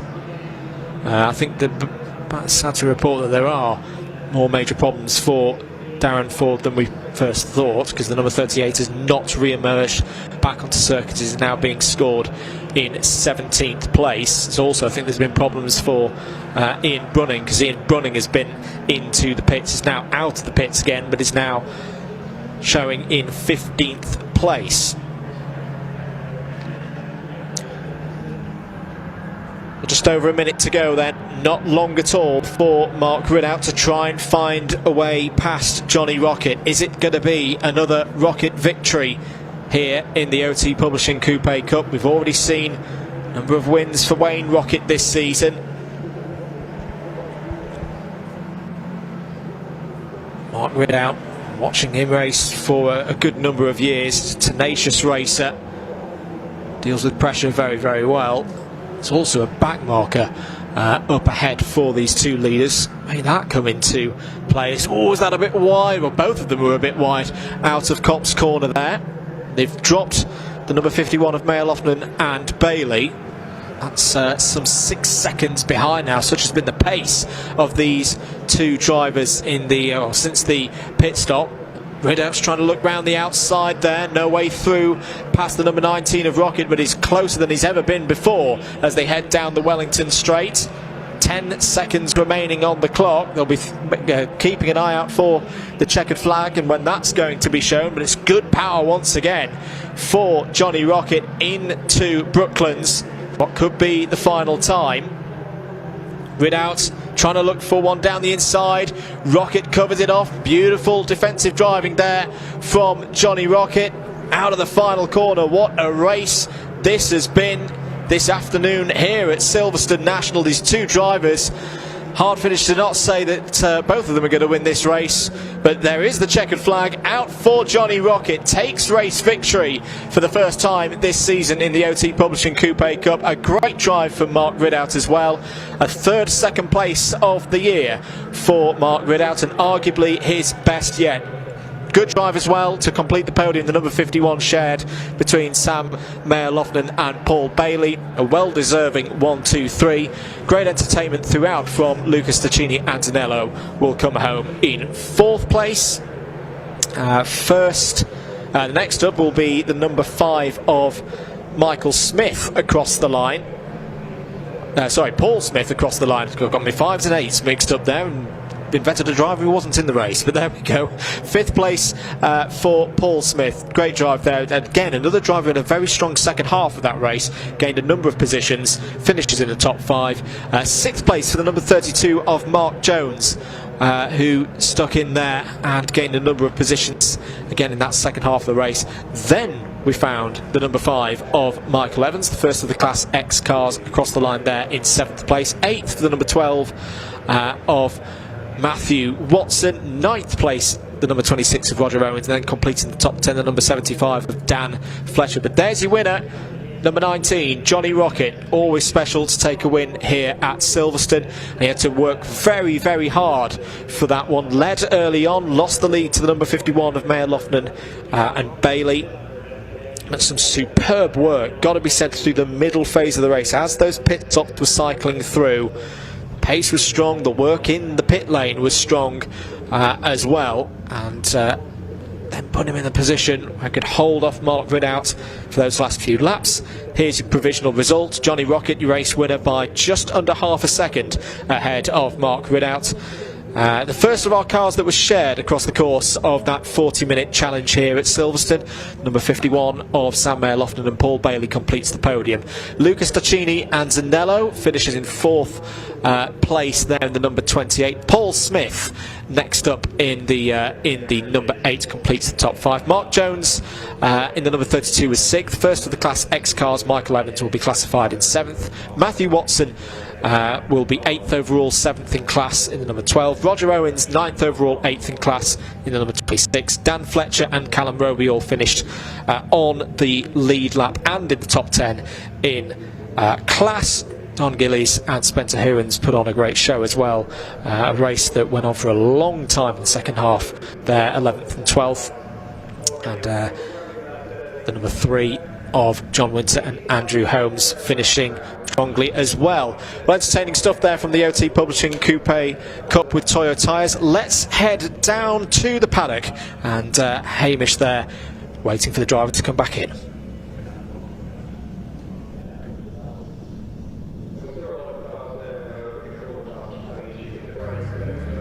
Well, what a race that was, and I'm here with the winner, Johnny. Johnny, congratulations. How was that? Oh, that was amazing. First ever career win. That was, so yeah, over the moon. Yeah, and talk to me about the race. It's a long one. Yeah. Thought process. How are you staying focused throughout that? We all went off as a group. We was all battling. We was all the same speed. Dad pulled me in early to get away from the battle, and it clearly worked out.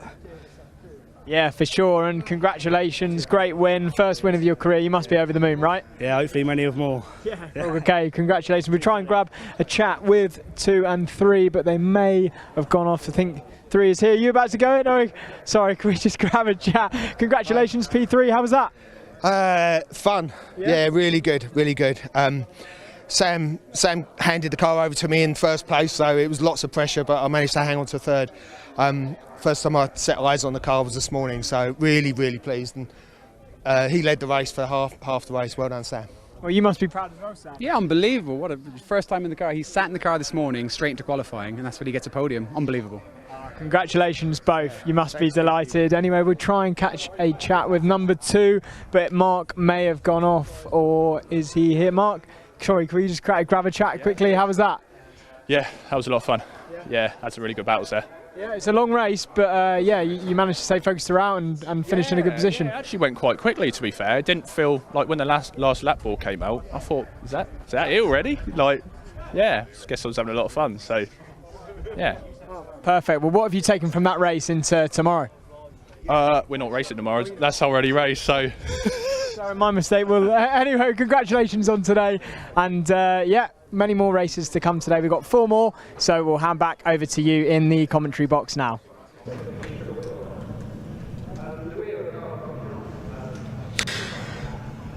Cheers, Hamish. Thanks once again. Great to hear from the drivers. A happy set of drivers there from the OT Publishing Coupe Cup.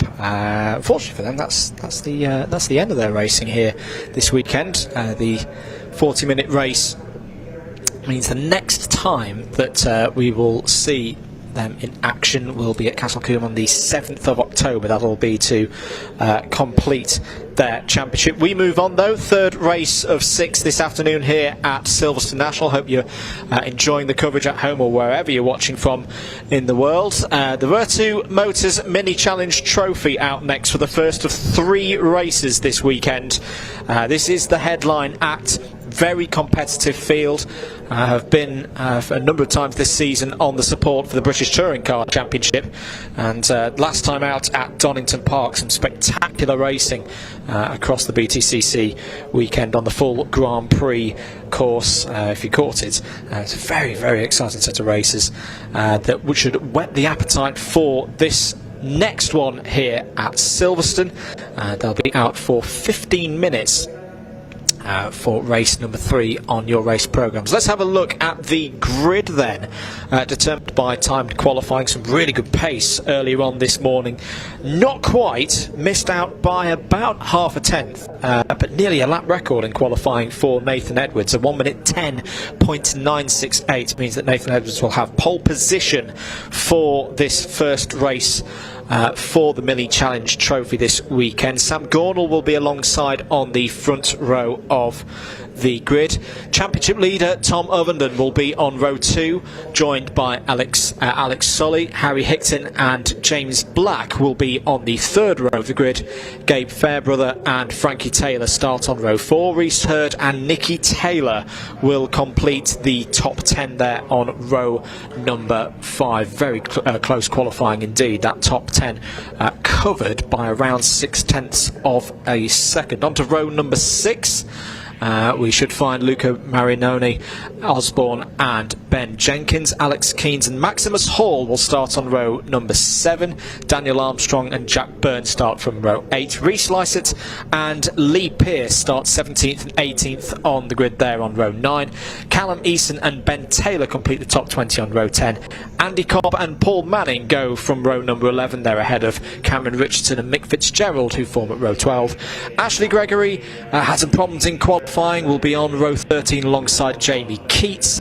Harvey Ryby and Katia Loggy start on row number 14, a 28 car field this weekend in the Virtue Motors Mini Challenge Trophy.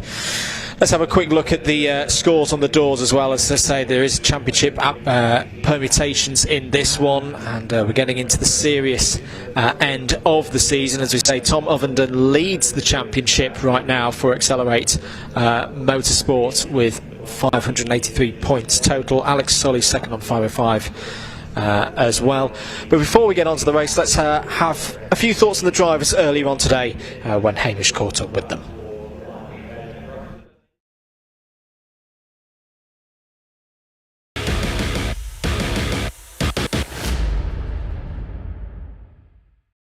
Yes, joined here by Nathan Edwards from the Mini Challenge Trophy. Qualified pole position, how was that? Yeah, absolutely awesome. We put the car on the track this morning and in practice we were P2 straight away, so I knew we were in for a good time, and then managed to hook the perfect toe up in qualifying and grab pole position. Can't thank the boys at Accelerate enough. The Interclens Mini was absolutely on rails in that one. It's going to be even tougher in the race because everyone's going to be slipstream and I'm going to be cutting the hole in the air, but we'll give it our best shot and see where we come. Yeah, so talking about the race, what are your thoughts going into it? Any tactics?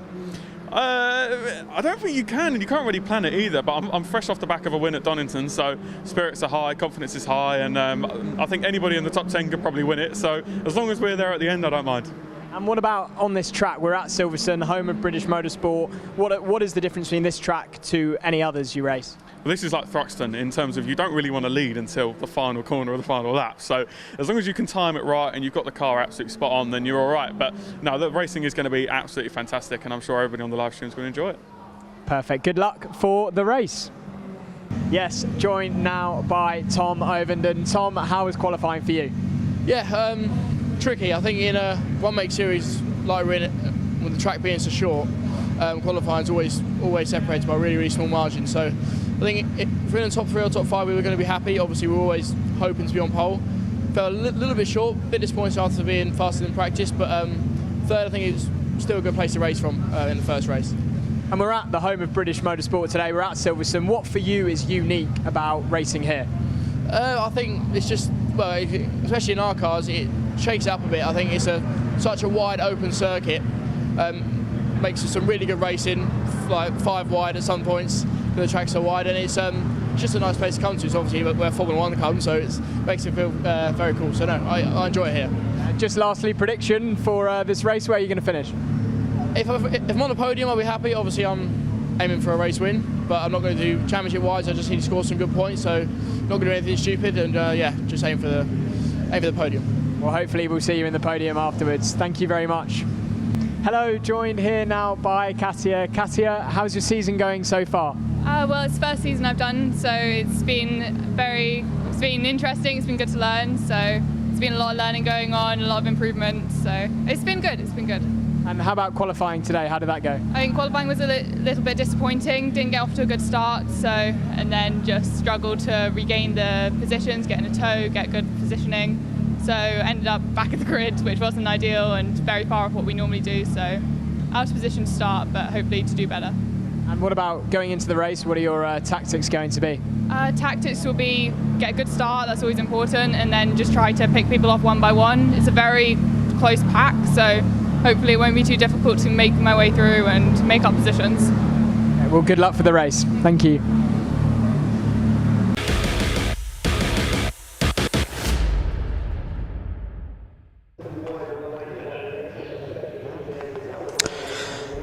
Thank you, Hamish. Great to hear from the drivers earlier on today, getting ready for the first of 3 races this weekend at Silverstone for the Virtu Motors Mini Challenge Trophy. Let's have a little recap back to the championship scores, and I'll read it out this time with the drop scores applied, because there are some of those in play for this one. Tom Ovenden leads, currently with a score of 546 points, decent lead over Alex Solly in second on 499.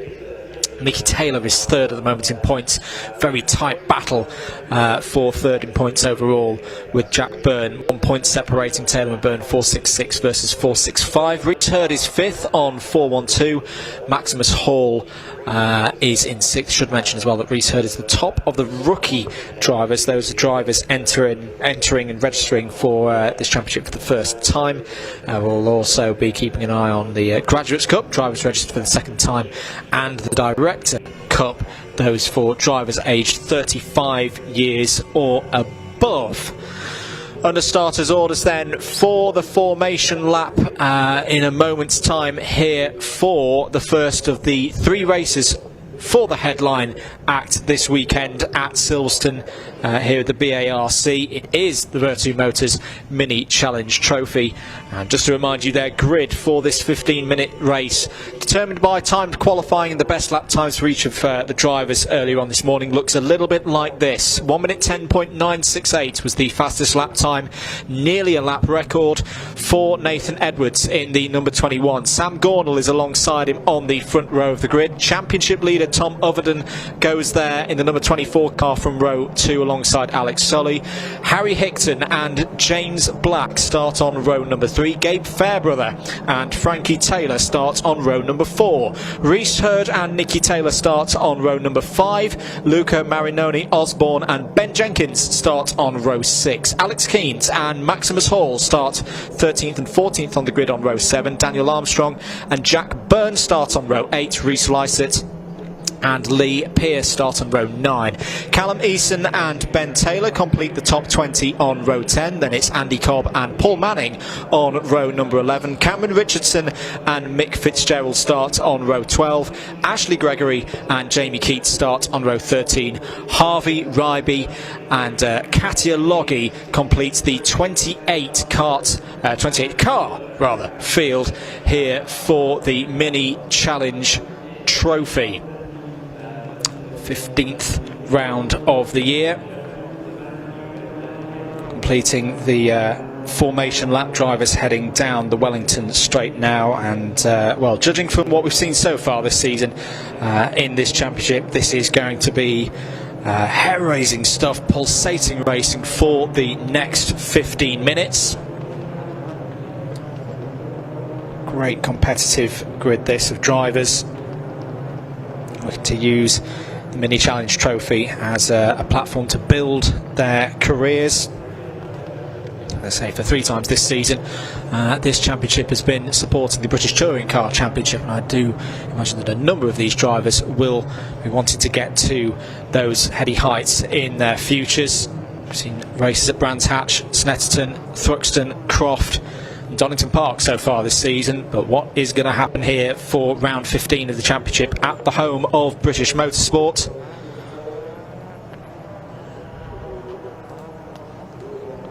Grid forming up, nearly ready to go then. Nathan Edwards on the right hand side of your screen, car 21 with the green details on the front, starting from pole position. We'll be looking to get a great getaway ahead of Sam Gornall, but we have seen already this afternoon drivers be able to move up from the off the front row of the grid. Is that going to be an opportunity for Tom Ovenden, championship leader, to steal a march on the rest of the field in the early stages? We're ready to go racing then, here for round 15 of the Vertu Motors Mini Challenge Trophy for 2023. 15 minutes underway here at Silverstone. Good start for Nathan Edwards, checks across to hold up to the lead from Sam Gornall as they head into Copse Corner for the first time. The rest of the field filing through. It's going to get tight and nervy through Copse Corner as they run towards Beckett's for the first time. That's a good start, it's a clean start for all of our Mini Challenge Trophy drivers heading into Beckett's for the first time now. It is Nathan Edwards continuing to lead here in the number 21. Harry Hickton's getting racy, you can see in there in the number 64, has had a decent start, is holding in 5th place. Good start as well for your championship leader, Tom Ovenden, with the white and red details on his number 24 machine, is holding in 3rd place. Heading down the Wellington Straight for the first time, everybody tracking to driver's left, defensive line down the inside. This is very well done by Nathan Edwards in the early stage of this race. He's taken that pole position and he's converted it into an early lead here. The driver from Tunbridge Wells has had a race win so far this season, a single race win. That was at Donington Park last time out. Coming round to finish lap number 1. Difficult job there from pole position, particularly as that run to Copse Corner. You are on the outside if you don't get a good move into first gear. A couple of drivers running out wide there. One of them was the number 11 of Gabe Fairbrother, gets back onto the circuit without too much problem, but challenge for the line here. Down the inside goes Gornall in the number 96, takes the lead of the race away from Edwards. Here comes Ovenden as well in the number 24 with some help from Solly behind. The number 12 with the bright Dayglow yellow details on the rear. That's a great moment for Gornall to take the lead of this race. The door was left open by Edwards as they all went into Beckett's. And look at that, Hickton coming through as well in the number 64. Brilliant work, 3 wide as they go towards Luffield. Surely someone's going to have to give way in all of that, and it's the championship leader. Tom Ovenden is losing positions now, is getting dropped by Fairbrother, Hurd, Black. They're all getting through. There's drivers and cars going into the gravel on the exits as they come through Woodcote, and I think that's damage. That is damage to the number 24. Not a good second lap of the race for the championship leader. In trouble, falling down. And this is a big opportunity now for those behind in the championship stakes, the likes of Alex Solly and Nicky Taylor, to come back through and gain points on Tom Ovenden. Well, we said it was going to be close and frantic racing here in the Vertu Motors Mini Challenge Trophy, and it's proven just to be. We're only on lap number 3, but Gornall leads in the number 96. Great work once again from Harry Hickton, Westbourne Motorsport driver, taking no prisoners, fighting through there. One of the rookies is down the inside. Here comes Edwards, wants to retake the lead of this race, but he's first got to find a way past Hickton. Door to door, wing mirror to wing mirror. Through Luffield they go. Inside will be held surely by Hickton there and retains 2nd place, but good attempt from Edwards. Might be kicking himself a little bit having left the door open through Beckett's on lap number 2.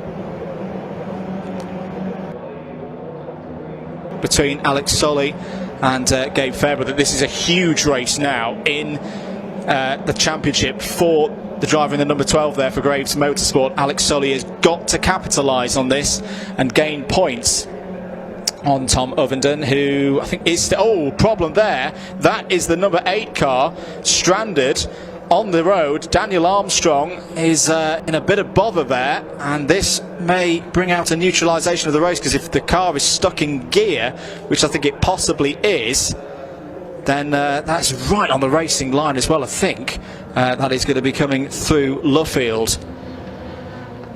Yellow flags out for the leaders as they come into Brooklyn. Still Gornall ahead of Hickton. Yeah, it is through Luffield and it's a big problem for Armstrong. The best news is he's perfectly okay. He's out of the car and the field will stream by. I imagine this will be a safety car, and it is a safety car for the first time today.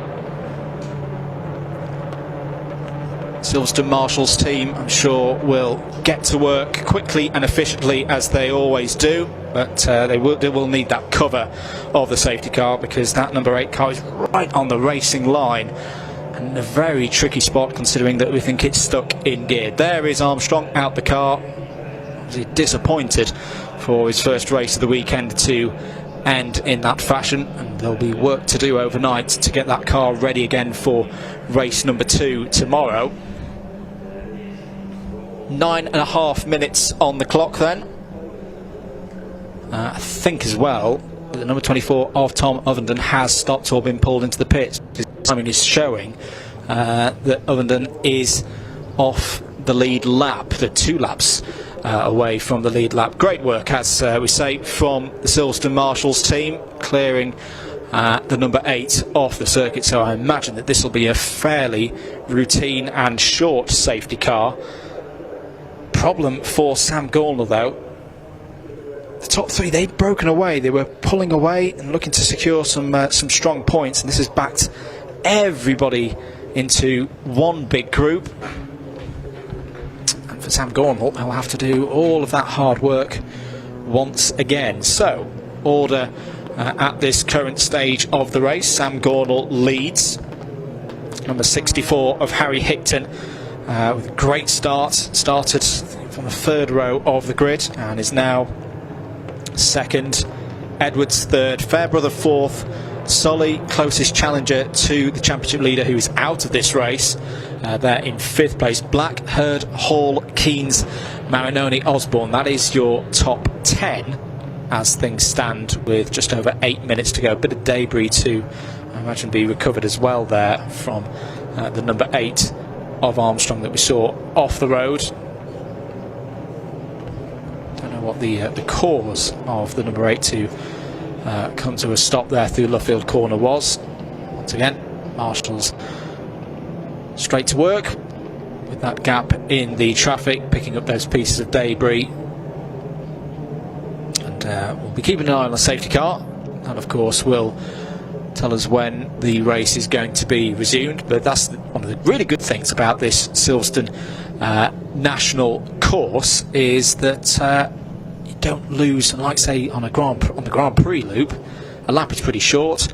The safety car won't take too much racing time off the clock here, and that's good news for us all, because we want to see our Mini Challenge trophy drivers getting back to racing speed, because the first few laps of this race were absolutely fantastic. Field filing through there. You see the number 22 at the rear of the order. That's Ashley Gregory. She's having a really strong run at Donington Park last time out, before technical problems struck her number 22 car. So we know that Ashley has the pace when the car is running well to be a bit further up the order, and this is a good opportunity with the field now bunched up into one long train to move up the order with the remaining 6 minutes and 40 seconds. I think we are good to go racing again. I think that we saw that the lights on the safety car were out. They are out, and we're ready to go back to green flag conditions here for the remaining 6.5 minutes of round 15 of the Virtu Motors Mini Challenge. Green flag, and away goes Sam Gornall in the lead of the race. 1-2 for Westbourne Motorsport at the moment, with Harry Higton there in 2nd place. Into the corner for the first time. As you say, it's now all closed up behind the number 21 of Nathan Edwards, who started from pole position there, but now joined by the number 11 of Gabe Fairbrother, currently the 2nd of those running for Accelerate. I think Solly was trying to make a move through past Fairbrother there for 4th place. Higton goes out wide as they go on to the Wellington Straight here on lap number 7.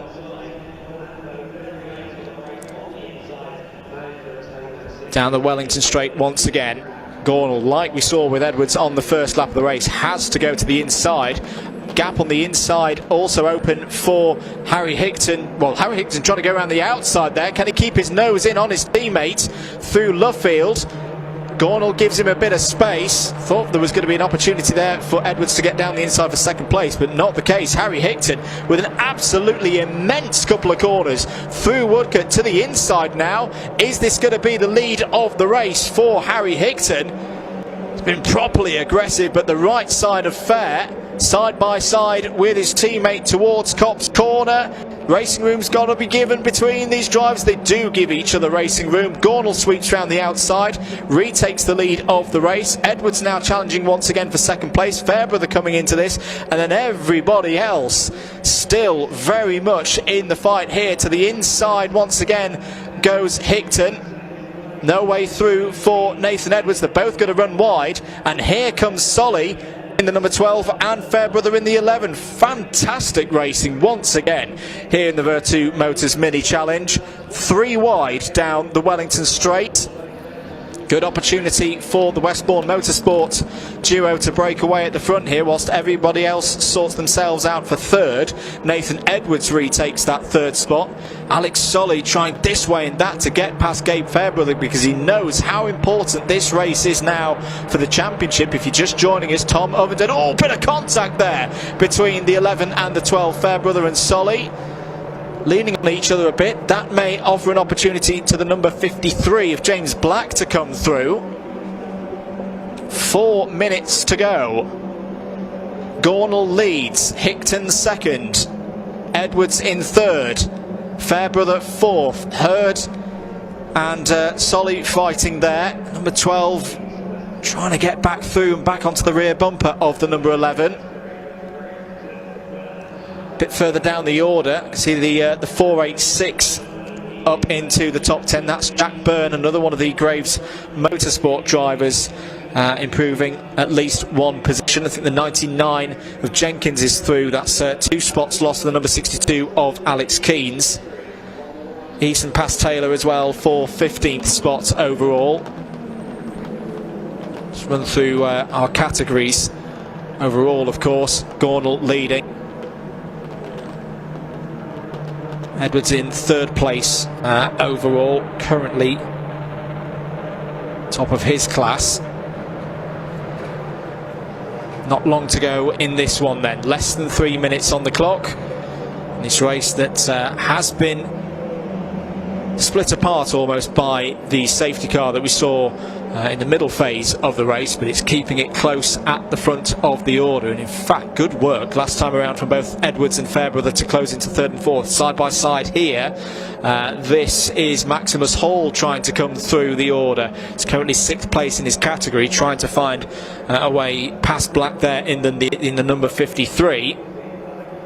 Can always rely on Maximus Hall for some exciting racing. Driver that I've had the pleasure of watching for a number of years through his young career, taking a step up from karts into cars here in the mini challenge. Still a group of 3 at the front of the order. The question is, what order are they going to finish in? Gornall's got a bit deep there through. Brooklands is going to have the inside for Luffield. Hickton will try and stick it round the outside. Or will he just slip into play? Yeah, I think that's quite a wise move for Harry Hickton. Just lifted off there, because now there's an opportunity as they head through Woodcote over the start-finish line and towards Copse Corner. Is this the crucial point of the race for Harry Hickton to get down the inside? He's been in this position before. Here comes Edwards as well, trying to make it 3 wide as they go towards Copse Corner. Edwards, can he take the lead? Brilliantly done. Back to the front goes Nathan Edwards. Brave as anything. Through comes Fairbrother as well in the number 11, trying to take both of the Westbourne cars as well. 1 minute 10 to go, but what an overtake from the pole sitter. Fell down to third, has paid back the mistake perhaps earlier in the race when he left the door open through Beckett to retake the lead of this race. Hickton has got past his teammate as well, so Hickton's now fighting for second place with Fairbrother there in the number 11. They're heading towards Brooklands once again here on lap number 11. In fact, I think Hickton's getting a bit of help from his teammate behind. Yes, he is. Sam Gornall pushes through. Bit of bump drafting there. Westbourne Motorsport cars back up to second and third places. Fairbrother shuffled down to fourth. Great run as well. We haven't mentioned too much of the number 59, Reese Hurd. He's found a way past Alex Solly for 5th place. with just over 20 seconds to go on the clock in this one, in what has been a race that has done anything, well, it's delivered. That is what it's done. We said it was going to be exciting. We said it was going to be. I wasn't quite expecting 3 wide moves into Copse Corner though, but Nathan Edwards proved me wrong on that one. Holds to the inside, doesn't make the same mistake that he did earlier on in the race. That's checking things up behind, and being very careful to keep themselves in play here. Alex Solly cuts to that inside line. Cannot find a way past Hurd at the moment. Eason past Jenkins, by the way, for 13th place, a little bit further down the order. Edwards now having to defend like he did at the very start of the race. Did things brilliantly on lap number 1. Can he close this one out? Harry Hickton trying to throw a move each way, and that he's on the outside now, but we've seen him cut back off the inside before. But his teammate Gornall's there. There's a little bit of a touch between the two of them. Is Edwards going to close this one out? Coming over the line, dealt with it brilliantly. There is the checkered flag, and it is a win. From pole position, the lap charts will look relatively straightforward for Nathan Edwards, but us watching that race know it was anything but. What a brilliant victory for Nathan Edwards. His second victory of the season, his second meeting in a row. He's been on the top step. A fascinating race with the number 96 in second place, the first of the 2 Westbourne Motorsport cars that were a factor in that whole race. Home, Sam Gornall there in second. Very entertaining stuff from Harry Hickton finishing in third. Gabe Fairbrother will be happy with a battling fourth there, the first of the the second of the Accelerate Motorsport drivers home. 5th for Hurd, 6th for Solly, who will be happy that the championship lead has most likely been closed there with the demise of Tom Ovenden early in this race, but maybe thinking that that's a missed opportunity, not being able to get into the top 5. Black 7th, Byrne 8th, Hall and Marinoni Osborne in the top 10. There is your provisional results for round 15 of the Virtu Motors Mini Challenge. What a race it was. Nathan Edwards takes race victory by 0.4 of a second ahead of Sam Gornall. Harry Hickton makes it 2 Westbourne Motorsport cars on the podium. Gabe Fairbrother was 4th overall, the top 4 covered by less than half a second. Reese Hurd next home in 5th place overall, Alex Solly in 6th. Good points for the championship, and we'll do the maths and see how that all shakes out before 2 more races tomorrow. James Black was in 7th, Jack Byrne 8th across the line in the 486. Maximus Hall fought through to 9th place. Luca Marinoni Osborne completed the top 10. Frankie Taylor, Alex Keynes, Callum Eason and Ben Jenkins were all in the top 15. That was finished out by Lee Pearce. Next up in the number 86 was Ben Taylor, and then it was Lysett, Ryby, Manning and Keats all inside the top 20 overall. Outside that top 20, very good drive there from Harvey Ryby from the back of the grid. 21st for Richardson, Loggy, Cobb, Fitzgerald, Gregory in the top 5, Taylor, Armstrong and Ovenden all off the lead lap. Well, after an absolutely brilliant first race of 3 this weekend for the Virtu Motors Mini Challenge, let's head down to the paddock for some thoughts from our drivers.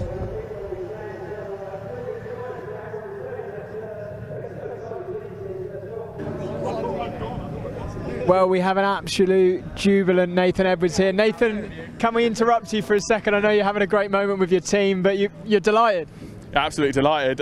We won last time out at Donington, as I said to you before, and yeah, that was in the wet, and now to do it in the dry, I'm done now. I can retire happy now tonight. But nah, absolutely awesome. I thought we'd lost it when we dropped to 3rd, but I knew those boys would battle their teammates. They seemed mega quick in a straight line, but I just knew if I could line them up, and as soon as they started battling, it was mint. But when you got to the lead, I couldn't believe how slow you were in a straight line, because that's what Sam Gornall would have had to have taken. But yeah, no, mega happy for the Interlens car. My sponsors, Sean Vehicle Auctions, WP Commercial, Singleton Dental Implants, and of course Accelerate, because they did an awesome job. Well, congratulations. We'll let you go celebrate with your team. We're going to catch a word with the 2nd and 3rd. Sam, commiserations or congratulations, even P2. How was that? How was the race? Yeah, it was great. We led most of the race, and then we made a mistake at the last corner, which let Harry and Nathan come up our inside. But then I just got P2 over the line, so I'm over the moon with it. What went right then during the race for you? Well, we got into the lead early, and then also the safety car also helped us a bit. It gave us a bit of time just to relax, calm down, and yeah, I'm really happy with that P2. Well, congratulations. We'll let you go and enjoy it with your team, and we try and grab a word with Harry, although he's getting interviewed at the moment, so we might have to hand back to you in the commentary box, Andrew.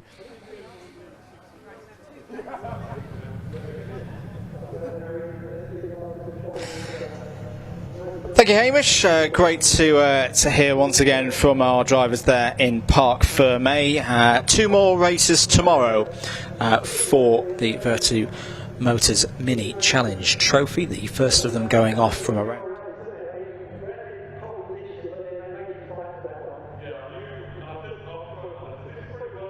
It was the race of the weekend so far there.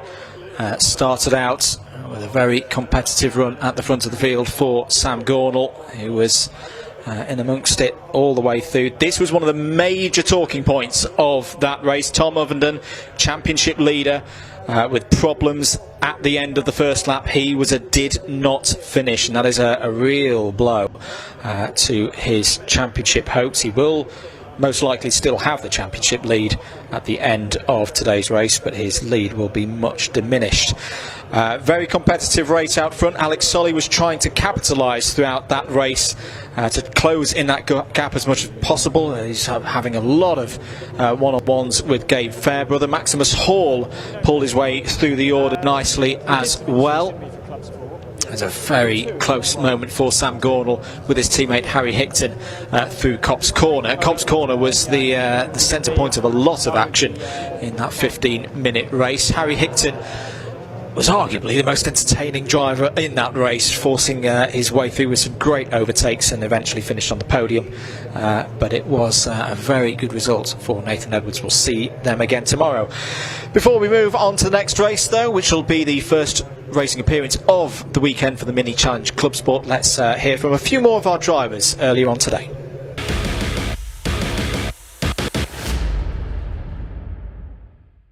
Yes, joined now by Ross Alexander. Ross, how was qualifying for you today? It wasn't too bad. We were struggling a bit with the rear end through Copse, through turn 1. We made a bit of a gamble, tried setting up the rear end a bit different to how we usually would.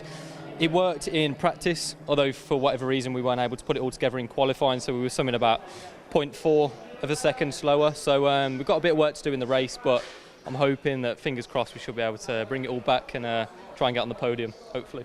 Yeah, for sure. And going into the race then, is that going to be your thoughts? Or, yeah, talk to me about your tactics going into it. Yeah, so tactics, we're going to try and, I think the main thing really is the launch. If we can try and try and make a place off the line, saves you a lot of work. And if you can try and just outpace someone after that, try and make sure they don't dive up the inside. And there's a couple of corners where I know that some of the other guys are a lot stronger than me on the brakes, so I'll be wary to try and make sure that no one dives up the inside. But I think it's all going to be a learning curve today. We've tried something new with the setup, and I think it's just going to be a case of getting used to it, trying to work from here, and hopefully we can make some changes to settle the car a bit for tomorrow.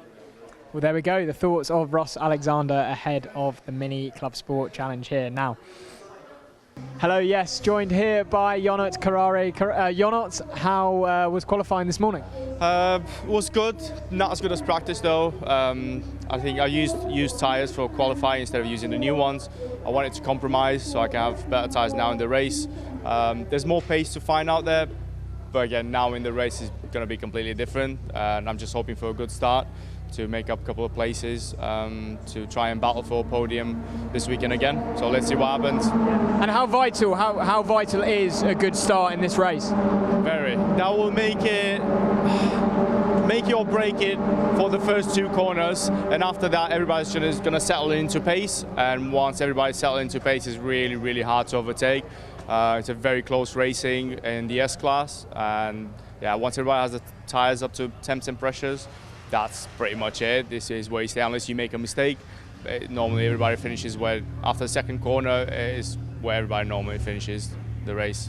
Okay, well, good luck, Yonat. That's Yonat Karare in the Mini Challenge Clubsport coming up next.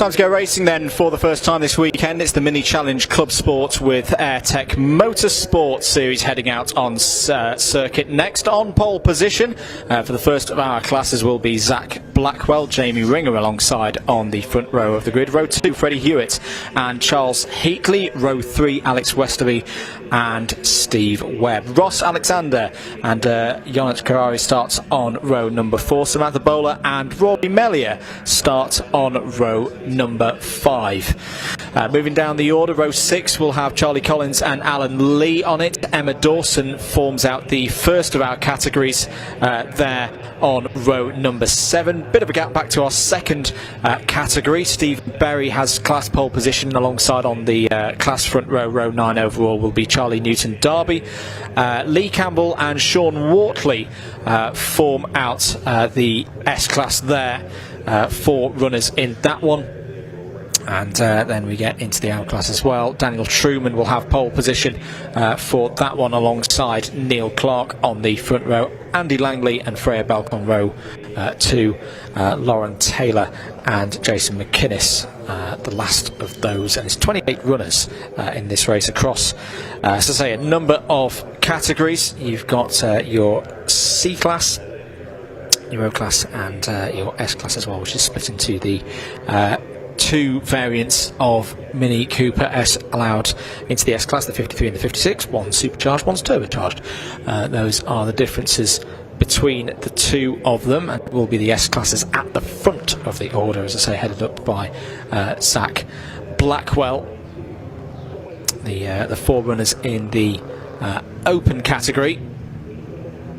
Got quite a wide-ranging rule book there. The main overarching limitation being the power-to-weight ratio of those 4 cars. Berry, Newton-Darby, Campbell and Wortley, and then the C-Class, the Coupe Class as well.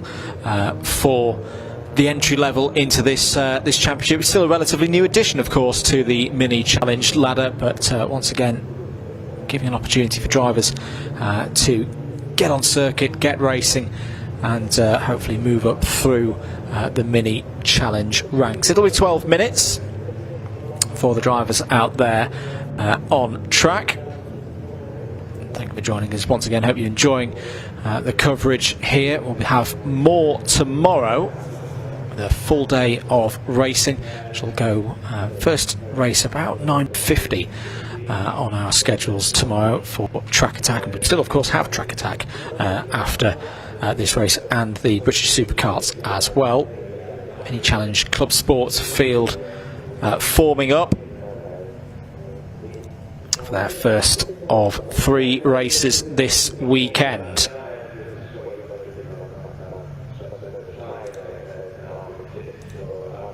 Zach Blackwell then, car number 411 on the right hand side of your screen. We'll take this one from pole position. Jamie Ringer in the 959 there, P2. Freddie Hewitt and Charles Heatley start on the second row of the grid. Alex Westerby and Steve Webb on row 3. Ross Alexander and Jonat Karari start on row number 4.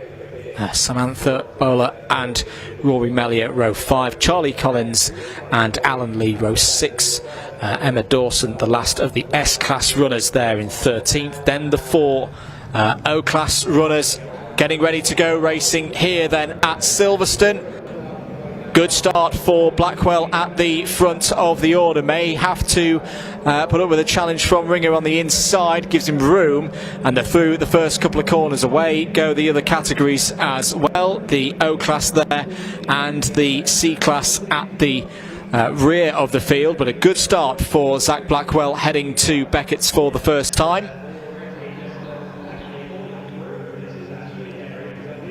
Zach Blackwell, who took pole position with a lap time of 66.639 earlier on this morning. It's clear by 0.8 of a second ahead of Jamie Ringer, so it's important that he gets back up to that pace, uses it early, breaks away from the rest of the field, and leaves everybody else to fight for second behind. Heading into Brooklands for the first time then. Side by side there, I think, involving Alexander and Carrare. There's the 320 of Ross Alexander on the outside. Coming round to finish lap number 1 then. Pole sitter has converted that position into a lead in the early stages of this one. Good start for the 2-3-1 of Steve Webb there. Is already up to 4th place. So it's 4 of the S56 category at the front of the order. First of those of the S53s. In 5th place there is the number 44 of Charles Heatley. Straight away I think we're seeing the pace of Blackwell that's been there throughout the day so far starting to tell already. It's breaking away from those behind. Ringer drifting over to driver's right hand side. Good scrap going on for 3rd place between Hewitt and Webb. Webb looking down the inside into Brooklands corner. I was giving each other good racing room. That's good to see. Very good racing between Ringer, Hewitt and Webb there. Good start as well, say in Class O. The 666 has had a good start. That's Stephen Berry racing in the Mini Mafia car. Has gained 3 positions in the early stages up to the lead in that one. Meanwhile in Class C, it's Dan Truman leading, 17th place overall.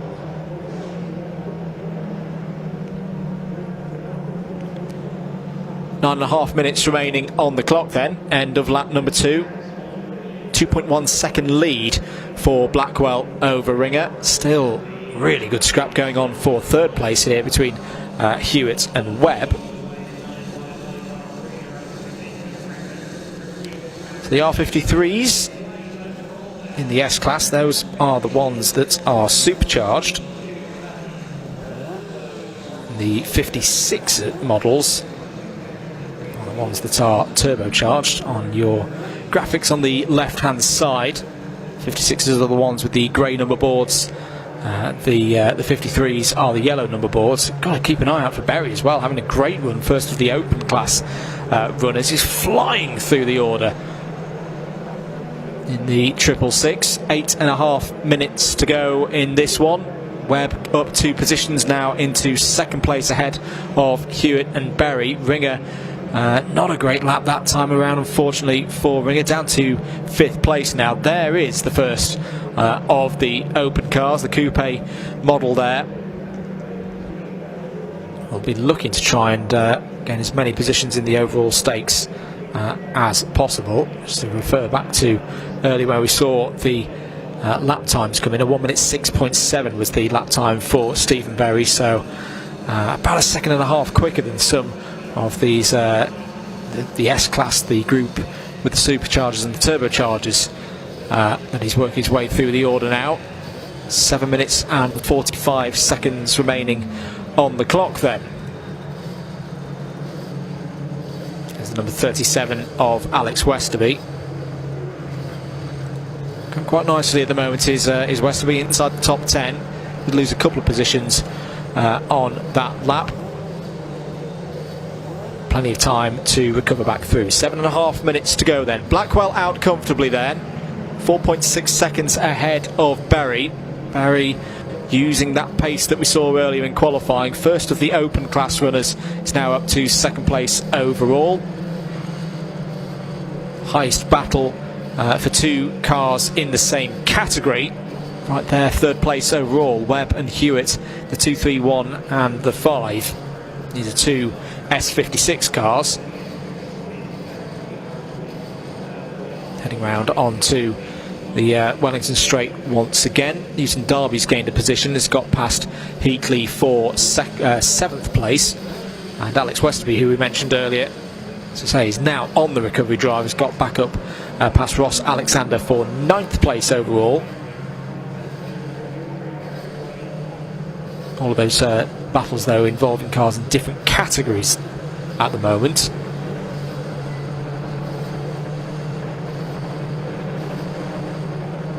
There is your class leader in S53, number 44 of Heatley, Charles Heatley. Quite happy with that position at the moment, trying to keep Alex Westerby at bay, so that's a close battle in terms of the same class. 0.6 of a second between the two of them. Ross Alexander just behind. 5th place at the moment for, sorry, 6th place for Alexander in his category being the S56 category. Just to mention as well, back in the Cooper class, C class, Dan Truman still leading that one, the number 19. Look out for the number 19, blue car with a blue base and white. There's the number 5 of Hewitt. Still can't find a way past the number 231 of Webb. They're trying to work together to keep ahead of Newton Derby in 5th place. That's the second of the open class category. Good run as well at the moment for Yonet Karari there in the number 17. That is a potential class gain ahead of him if he can find a way past Ross Alexander for 6th in category. Further back the order, rest of the S range coming through. There is your leader for the Cooper class, Dan Truman. Apologies, no, that's the number 27 of Dawson, just ahead, the last of the S classes. So it should be Truman coming up next in the number 19. Looks to be one of a back marker. That's the number 27 of Dawson. So this is your C class. Good to see them having a really close race here. Dan Truman at the front of it, ahead of the number 53 of Neil Clark. Not too far behind there. In 3rd place is the number 42 of Andy Langley as well. Good level of experience amongst these drivers. Some of them working their way up through the orders into car racing. Coming on to the Wellington Straight. Dan Truman, another driver that I've had the pleasure of watching and in fact sharing the track. I won't describe as racing against Dan Truman because he's a lot quicker than me, but knows how to handle this situation at the front of a field. The differences with these cars as well, all of them running on the Dureza dry tyres. The model R50 variants being used in the Cooper, the C class. But as we mentioned, particularly when we were talking about the junior saloons earlier, this class, you've got to keep your momentum up. Got to be smooth at the wheel with these cars. Oh, is that a problem for number 12 coming on through? It was. So if it is the number 12, that's Newton Derby, who was up in 2nd place in the open class. Let's see. Yeah, the number 12 is falling down the order, so that has been a problem.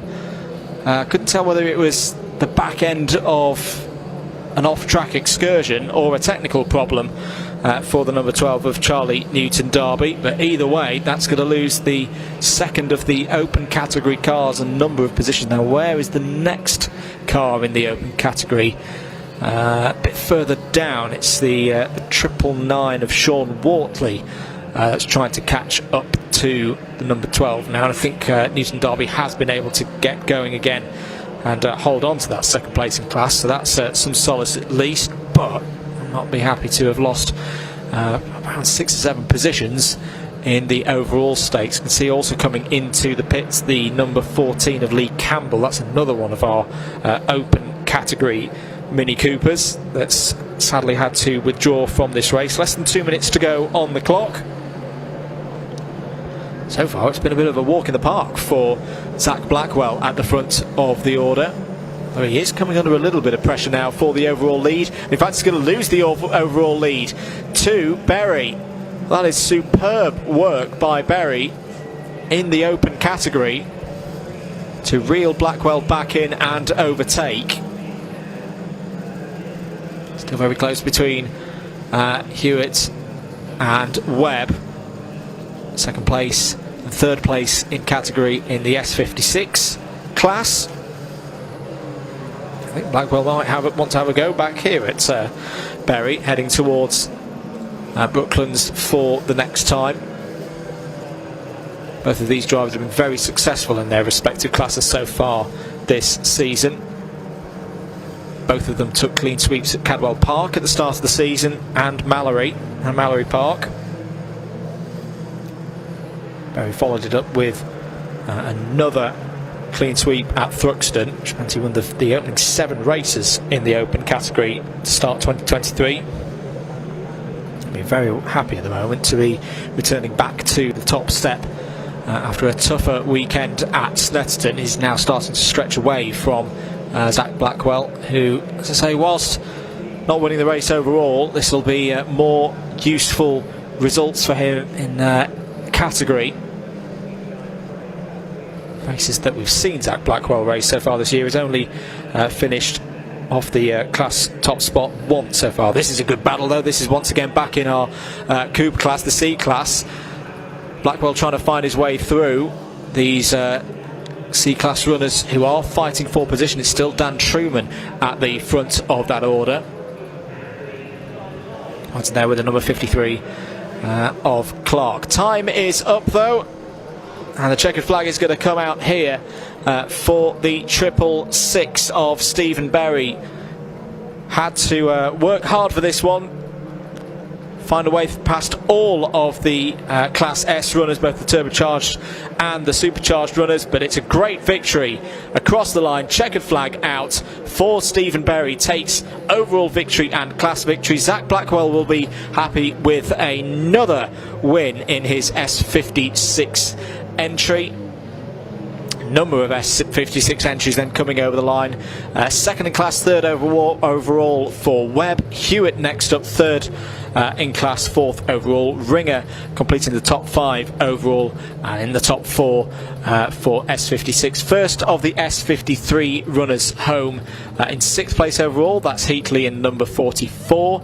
Mellier was 7th. Good race there from Rory Mellier into 7th place overall, 5th place in class. Newton Darby recovered back to 8th place overall and will be classified 2nd in the open category. Westerby in 9th, 2nd in S53. Rory Alexander completes the top 10 there in the 320, 6th in category. For Ross Alexander, apologies, not Rory Alexander, that's someone completely different, but Ross Alexander inside the top 10 overall. Yannick Carrari in 11th place, and then in 12th place overall we had the number 10 of Charlie Collins. Just running a bit further down the order to where we found things in the C class, and it was Dan Truman who held on to victory in the number 19 ahead of the number 53 in 2nd place, Neil Clark, and the C class podium formed out by the number 42 of Andy Langley. There is your provisional results then for Stephen Berry, the overall winner after provisionally at least for 11 laps, 3.75 seconds ahead of Zach Blackwell. Steve Webb, Freddie Hewitt and Jamie Ringer formed out of 1 through 4 of the S56 category and complete the top 5. Charles Heatley was the first of the S53s home, ahead of Alex Westerby and Charlie Collins, those with the yellow position denotations there. Rory Mellier was in the top 5 in his category. Charlie Newton Darby in the on the podium for the open category that was completed by Sean Wortley. We should also give a mention to Charlie Collins there, 3rd place in the R53 category, and your top 3 in the the Cooper Am class as well. Dan Truman, Neil Clark and Andy Langley. Good race there from the Mini Challenge Club Sport field. We'll see them once again tomorrow. They'll have their first race at around 11:20 and second race at 4 o'clock. For now though, let's head down to Park Ferme and Hayrish. He's got some of the drivers as they come in from that Mini Challenge Club Sport race.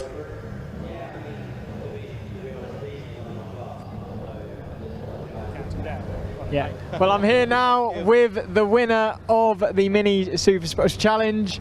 How was that? Amazing, absolutely what I needed after the last round. Yeah. I got handed to me quite badly at the last round. I needed that pick me up to get me back up there. Yeah. Yeah, we watched some of the race, the speed round some of the corners. How did you stay in control? It was difficult, but last week I had a testing day on Saturday, so I come to try and prepare myself for the track, with it being so big, the corners so fast. But it's one of those tracks that I think the slower, more patient you become with it, the faster you go.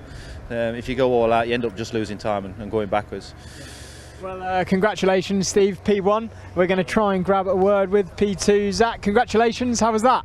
Yeah, it was good fun. It was good fun. Yeah, got out to a good start and built myself a nice gap and sort of maintained it.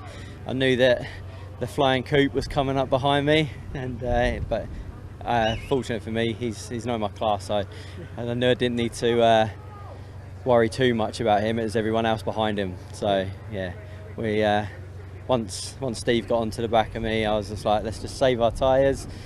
Steve's got the pace on me today, so yeah, there we are. Yeah, and what have you taken from today that you're going to take going forward? Going forward, so just, I mean, there's not a lot. I feel I've got a bit of a knocking from the rear end. We need to investigate that. But setup feels great. Can't complain of that. Could have done with a bit of a better jump off the start. It wasn't too great. But yeah, we'll work on that. And, well, congratulations. And we're gonna. Oh yeah. Sorry, sure. Can I just thank our sponsors? So we've got Vapor, Alex's Calf, Rip and Roll, and EBC. Without them, we wouldn't be able to be here. So thanks a lot. Congratulations, and we're just going to catch a word with another Steve who finished P3. Steve, congratulations. How was that? Yeah, it was good. Yeah, enjoyed that. Eventful, but yeah, whole battle with Freddie and that. So yeah, it was good fun. Yeah, and talk to me about the whole race. We watched some of the speed round the corners, everything like that. It looked electric. Yeah, it was. It was just from the start. It was just on it full, and this is understeering a little bit, which isn't the best in a few of the bends. So, but no, it was good. Had a little bit of a tussle with the open class. But yeah, it's going to happen. I think when you've got 3 different classes out there come together and you've got faster cars coming through us, so yeah. But no, it was yeah, definitely from the start on. It was yeah, a bit knackered now. Well done. Get some rest now. Well, there's 3 happy chappies going forward. We've got 2 more races, so we'll hand back to you in the commentary box now.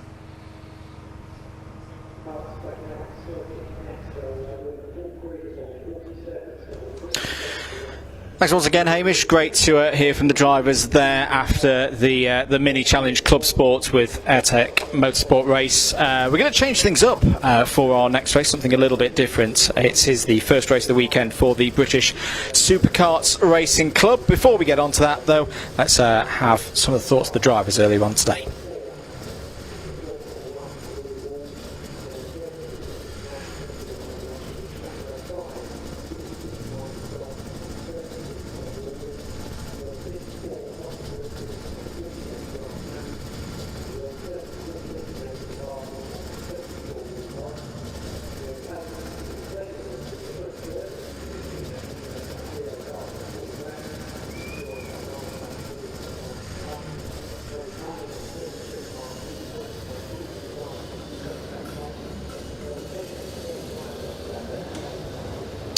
Was there for the a slight technical hitch whilst we were just getting ready then for the Super Series by the British Superkart Racing Club. Big event for them here this weekend to race here at Silverstone, and a bumper grid of 47 runners across 4 different categories. Liam Morley will be on pole position, Jack Tritton alongside on the front row.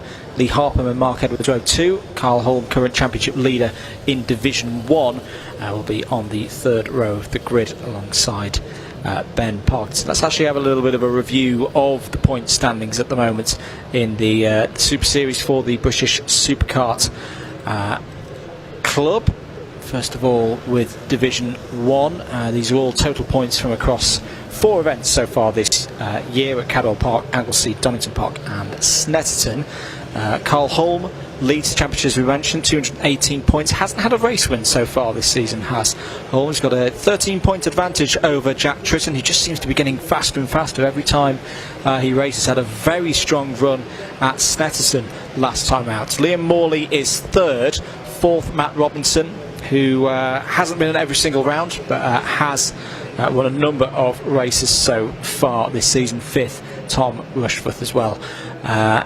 Here is your grid then for this first race of the weekend in the British Superkart Racing Club. Morley and Tritton on row 1, Harpham and Edwards row 2, Holman Parkinson row 3, Louis Wall and Lee Plain there on row 4. Michael Goff and Thomas Baldwin start on row number 5. Costa Krietsis, who's in the number 4 this weekend of the 250s, he's stepped up from the 450s, will start on row 6 alongside Brian Jones. Nathan Barton and Will Lawrence start on row 7. Paul Platt and Martin Marks go from row 8. Mark Newton and Kurt Catamol, one of the GP plate holders, start on row 9. Sam Hempshall and Michael Parr start on row number 10. Sean Lombardo and John Faulkner on row 11. Richard Connick and Jason Thompson start on row 12. Ronan McKinlock and Al Crossan, good to see Crossan across this side of the Irish Sea on row 13 there. Aaron Powell and Aaron Newell on row 14. Rob Brandle and Clint Bridge on row 15. Chris Balderson and Daniel Clark row 16. Luke O'Rourke and Fletcher Hearn starts on row 17. Ollie Holmes and Mark Radford start on row 18.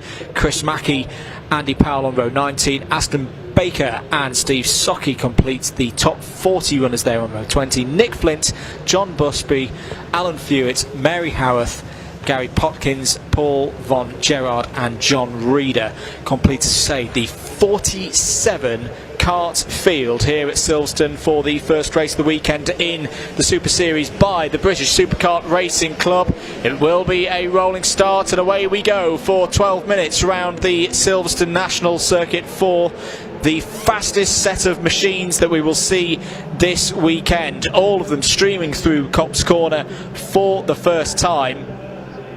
And as they head towards Beckett's, I imagine particularly in the midfield, it's going to be about surviving at this stage and seeing where you are. As I say, we've got 4 classes running out this weekend. At the front of the field, you'll see the Division 1 250s, then the F250 category as well. There's a lot of strong drivers in both of those categories.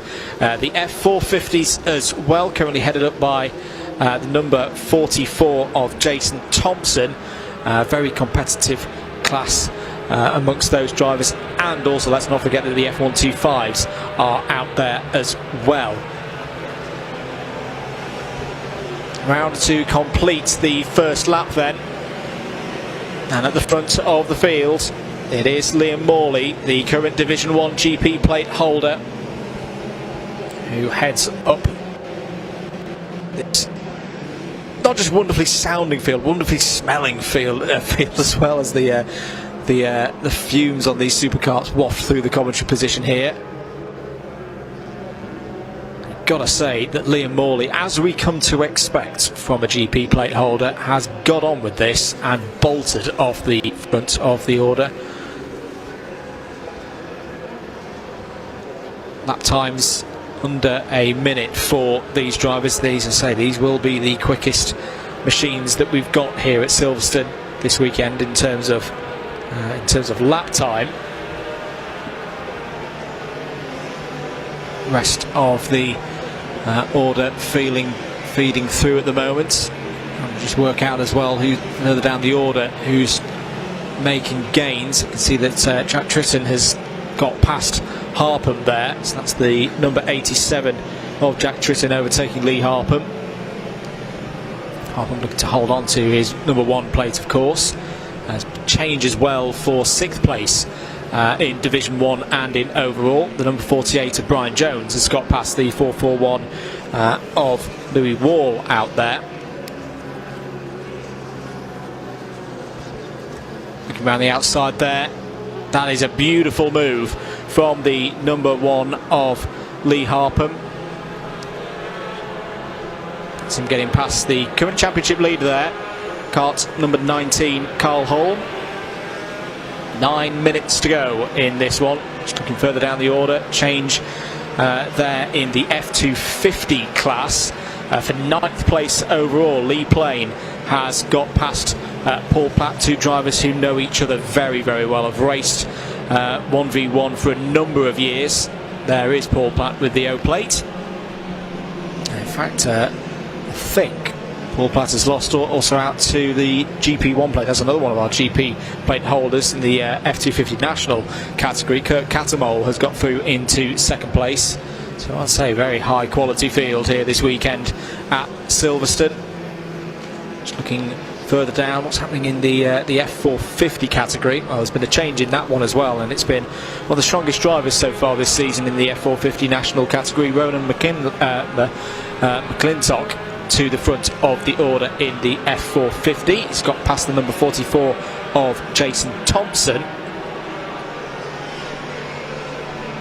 Battle for 8th place overall then on your screens. You will note as well the different number plates on the carts in terms of their colours. The Division 1s are all ones with the yellow background. The ones with the white backgrounds are the F250 Nationals. Very evenly matched categories. There's been a change actually there in the F250 Nationals. The GP1 plate of Catamol has come through and is now challenging Goff for 7th place overall. Great work from Kirk Catamol to take that position. There's been a problem out there for the number 48 of Brian Jones. That's one of our Division 1 runners. You see the number 48 falling down the order.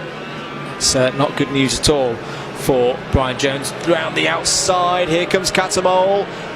4th position overall, 7th place is what he's fighting there with the number 56 of Michael Goff.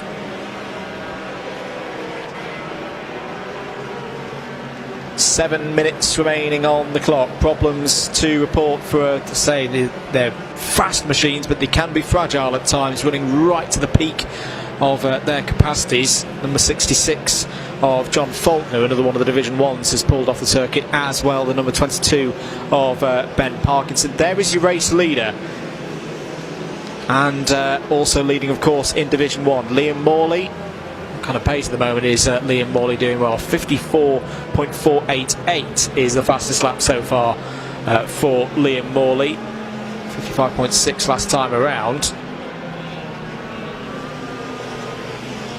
Actually starting to make his way through some of the traffic, and those in the F125 categories. Just a quick update on that F125 category. It's Alan Crossan who's doing a brilliant job. Driver has seen racing at places such as Nuts Corner.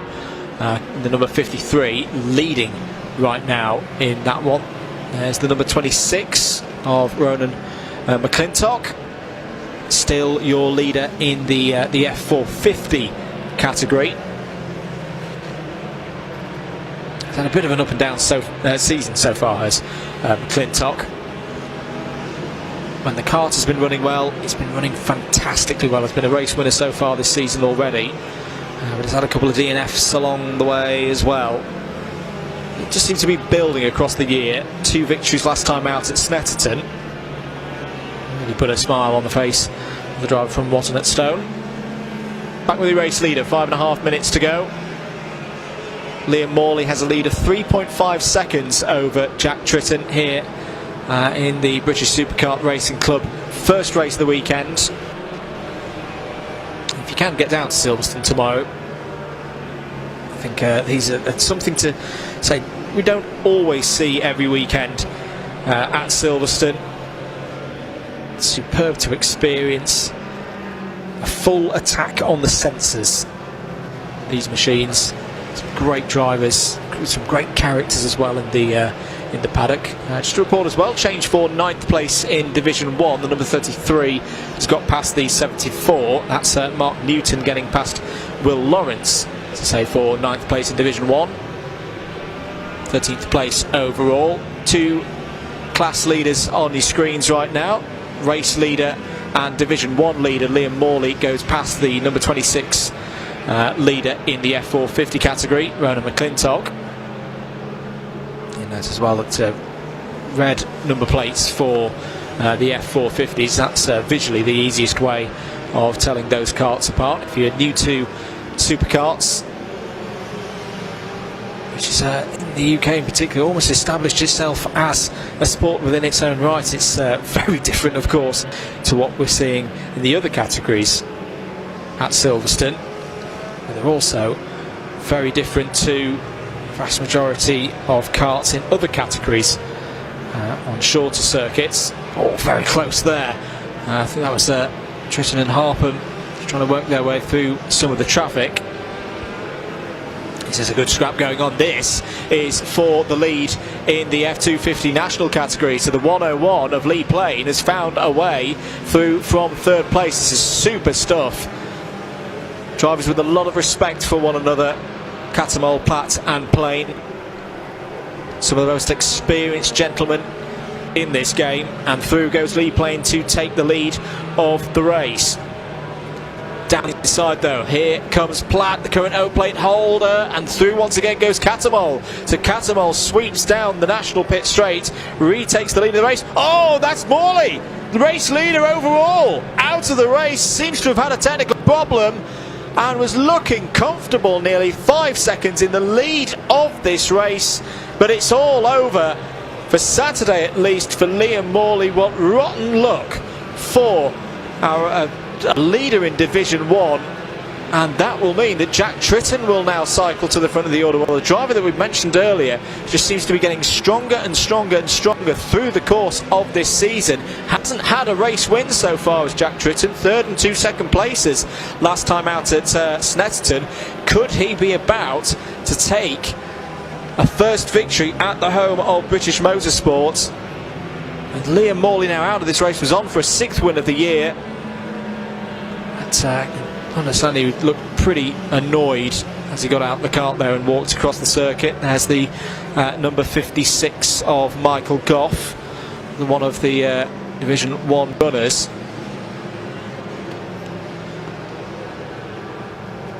Gap for Tritton over Harpham, currently 6.5 seconds. Number 87 out there. I believe his luck here. That's a sad moment for Liam Morley. Still raging on, as well as the battle in the F250 national category between Cattermole, Platt and Plain. And just to further complicate things, they are making their way through some of the F450 and the F125 challenges. Should mention as well, this is the last weekend of the year for the F450 and the F125s. Their series winners will be crowned, at least provisionally, this weekend. 1 minute to go then. Jack Tritton, number 87, coming round, I think, onto the pit straight there. This may be his final lap that Jack Tritton is about to start. Just needs to bring it home, but as I say, that is never a done deal in superkarts. We've seen that already for Liam Morley, who looked like he was on for another victory. The good thing for Tritton at the moment, clear track ahead of him, relatively. He's going to catch up to one of the F250 Nationals, but I imagine, yeah, that is one of the back markers. Just pulling over to one side, good driving there. 20 seconds remaining on the clock. So I think another one of, might be one of the F125s was in a spot of bother. Into Luffield for potentially the final time. I think it will be the final time, as the timer is going to tick down to 0 seconds. Jack Tritton is going to take a first victory of the year in the Super Series by the British Superkart Racing Club. Checkered flag and victory for Jack Tritton. He's been so close so far this season, has grown and grown, was second last time out at Snetterton, but he's broken the duck. He's got his first victory. More good points once again for the championship leader. So whilst Carl Holm has not won so far this season, he's putting on the scores, he's being consistent, he's putting on quite a run. What a race this has been in the F250 national category. Cattermole, Plain and Platt, who's going to take it over the line? They've got yellow flags probably out as they come over the line for the stranded carts on driver's right, and it's Cattermole. Cattermole takes it in F250 National ahead of Platt and Plain. Alan Crossan is going to be your winner in the F450 category. Sorry, in the F125 category. Great work from Crossan there in the number 53. And then we have to go a couple of positions further down where we find our F450 winner. the number 26 of Ronan McClintock. But a really top performance by Jack Tritton. I had a quick view over his karts earlier on this morning. He seemed confident, quietly confident, and he's delivered with a superb performance. Wins by 7.7 seconds at the end of that race, and that'll mean a lot as well to take a first victory here at Silverstone. Still relatively new to the sport in a superkart sense, but has impressed a lot of people so far in 2023. It's been an ever-present so far this season on the MS Kart chassis with the Harvey VM engine. And we'll have reason to celebrate tonight. Provisional result then, Jack Tritton winner by 7.7 seconds ahead of championship leader Carl Holm. Lee Harpham will complete the top 3 for overall and the Division 1 category. Mark Edwards and Louis Wall complete the top 5. Super race in F250 National. Kurt Catamol wins that one in the end ahead of Paul Platt and Lee Plain, putting on quite a show there for the F250 National category. Mentioned Thomas Baldwin as well, 4th place in the F250 National there in the top 14 overall. Wrapping out the Division 1 top 10 as well, Michael Goff, Costa Krietsis racing this weekend, has stepped up from the F450 entry, is racing on Andy Gilliard's number 4 chassis, so Costa will be pretty pleased with that. Will Lawrence, Mark Newton and Martin Marks complete the top 10 in Division 1. And as we say, we should mention as well the F450 top 3 will confirm in due course, because they're a little bit spread down the field. McClintock was your winner, Thompson P2, and we go down to 36th overall. Simon Flint there in 3rd place.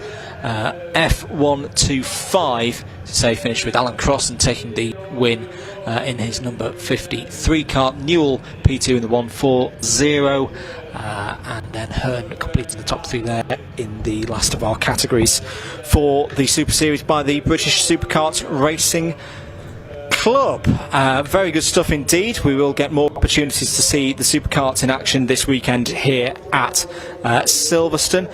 First appearance for them tomorrow will be 12:20, race number 12 on the schedule here for the BARC weekend around Silverstone National. Second appearance of them will be 15:35. So to say, those 2 opportunities to catch the superkarts, whether you're at home watching here on the BARC stream or here at the circuit. Next race out after the recovery of Liam Morley's GP plate kart that was in the lead of that first race for the superkarts this weekend. We've got one more race here this afternoon for your Saturday at Silverstone, and it'll be Track Attack. Before we get onto the Track Attack race though, a few more thoughts from our drivers earlier on today.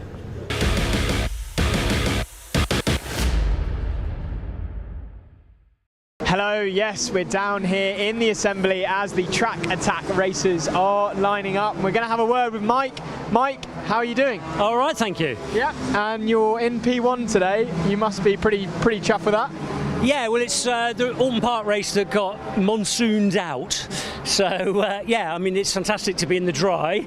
And yeah, BP1, I mean, it's all to play for, because I know there's a couple of quick cars behind me. So we'll have to see how it goes. So with those quick cars behind you, what are the tactics going to be? Just keep them behind me, I think. That's the... No, I mean, you know, you've got to play fair. You know, the standard driving's pretty good. So it's my first season. So actually, they're more experienced in it than I will be. So it's going to be an interesting battle, I'm sure, to keep them behind if I can. Well, good luck, Mike. We're going to go and have a word with a few of the others. We're going to just wander down, see who we can have a word with. We'll just go over here. Could we grab a quick word with you? Oh, okay, yeah, we'll move on then, we'll move on, don't worry. We'll see, we'll keep going down, see if we can have a word. Hiya, would you mind if we had a quick word with you? Just like this. So, yeah, no, we're live, so just to give you that warning, what are your thoughts going into the race? I'm quite surprised where I am on the grid, actually. I didn't expect to be this far forward. But yeah, I'm really pleased with that, really pleased. So you're going to have to keep all of these guys behind you? I'm not too worried about them guys. It's whether I can keep up with these guys. That's my aim. If I can do that, I'll be really pleased. Yeah. So what are your what's the prediction? Where are you going to finish? If I finish where I start, I'll be pretty happy. But let's mix it. Let's see what happens with these guys. I'm really looking forward to it. Yeah, perfect. Well, good luck. We're going to try and catch one more word. We just wandered down. We've got a bit of a collection of drivers over here. They're all running away. You can't all run away. I'm just going to go around here, guys. Well, maybe we could do a group interview now. So, who's excited for the race? Who's what, sorry? Are you excited for the race? Yes, it's going to be a bit different because we've got some of the faster ones. This is Alton Park's missed out race, so we've got some like Ginetta G40s at the back that's going to monster the way through, and some faster stuff. The 205 there is going to be pushing its way through. So are you guys all starting around here? 206s, yeah. Yeah, GTI Cup. Well, good luck for the race, guys. We're going to see what happens next.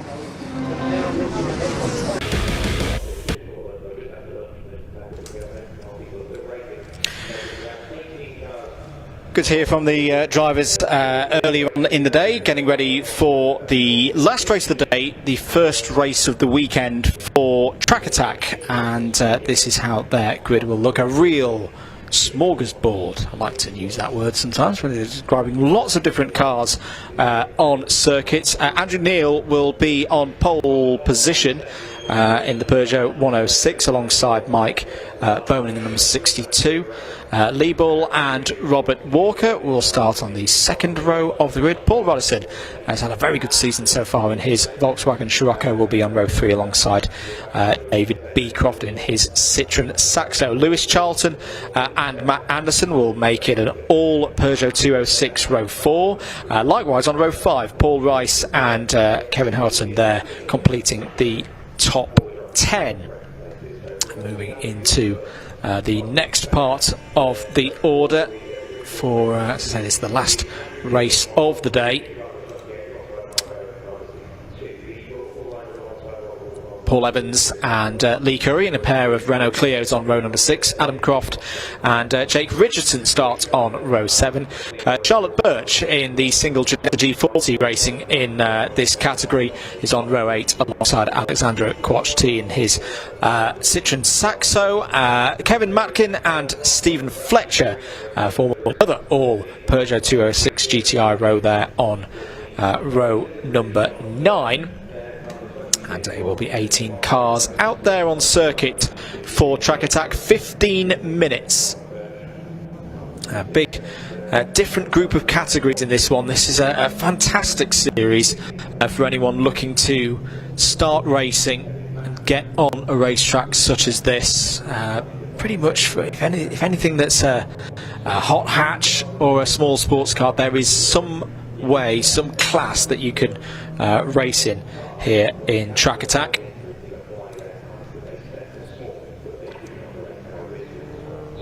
Means for a really interesting field to watch, whether here on the stream or trackside. Had a watch of their qualifying session earlier on today.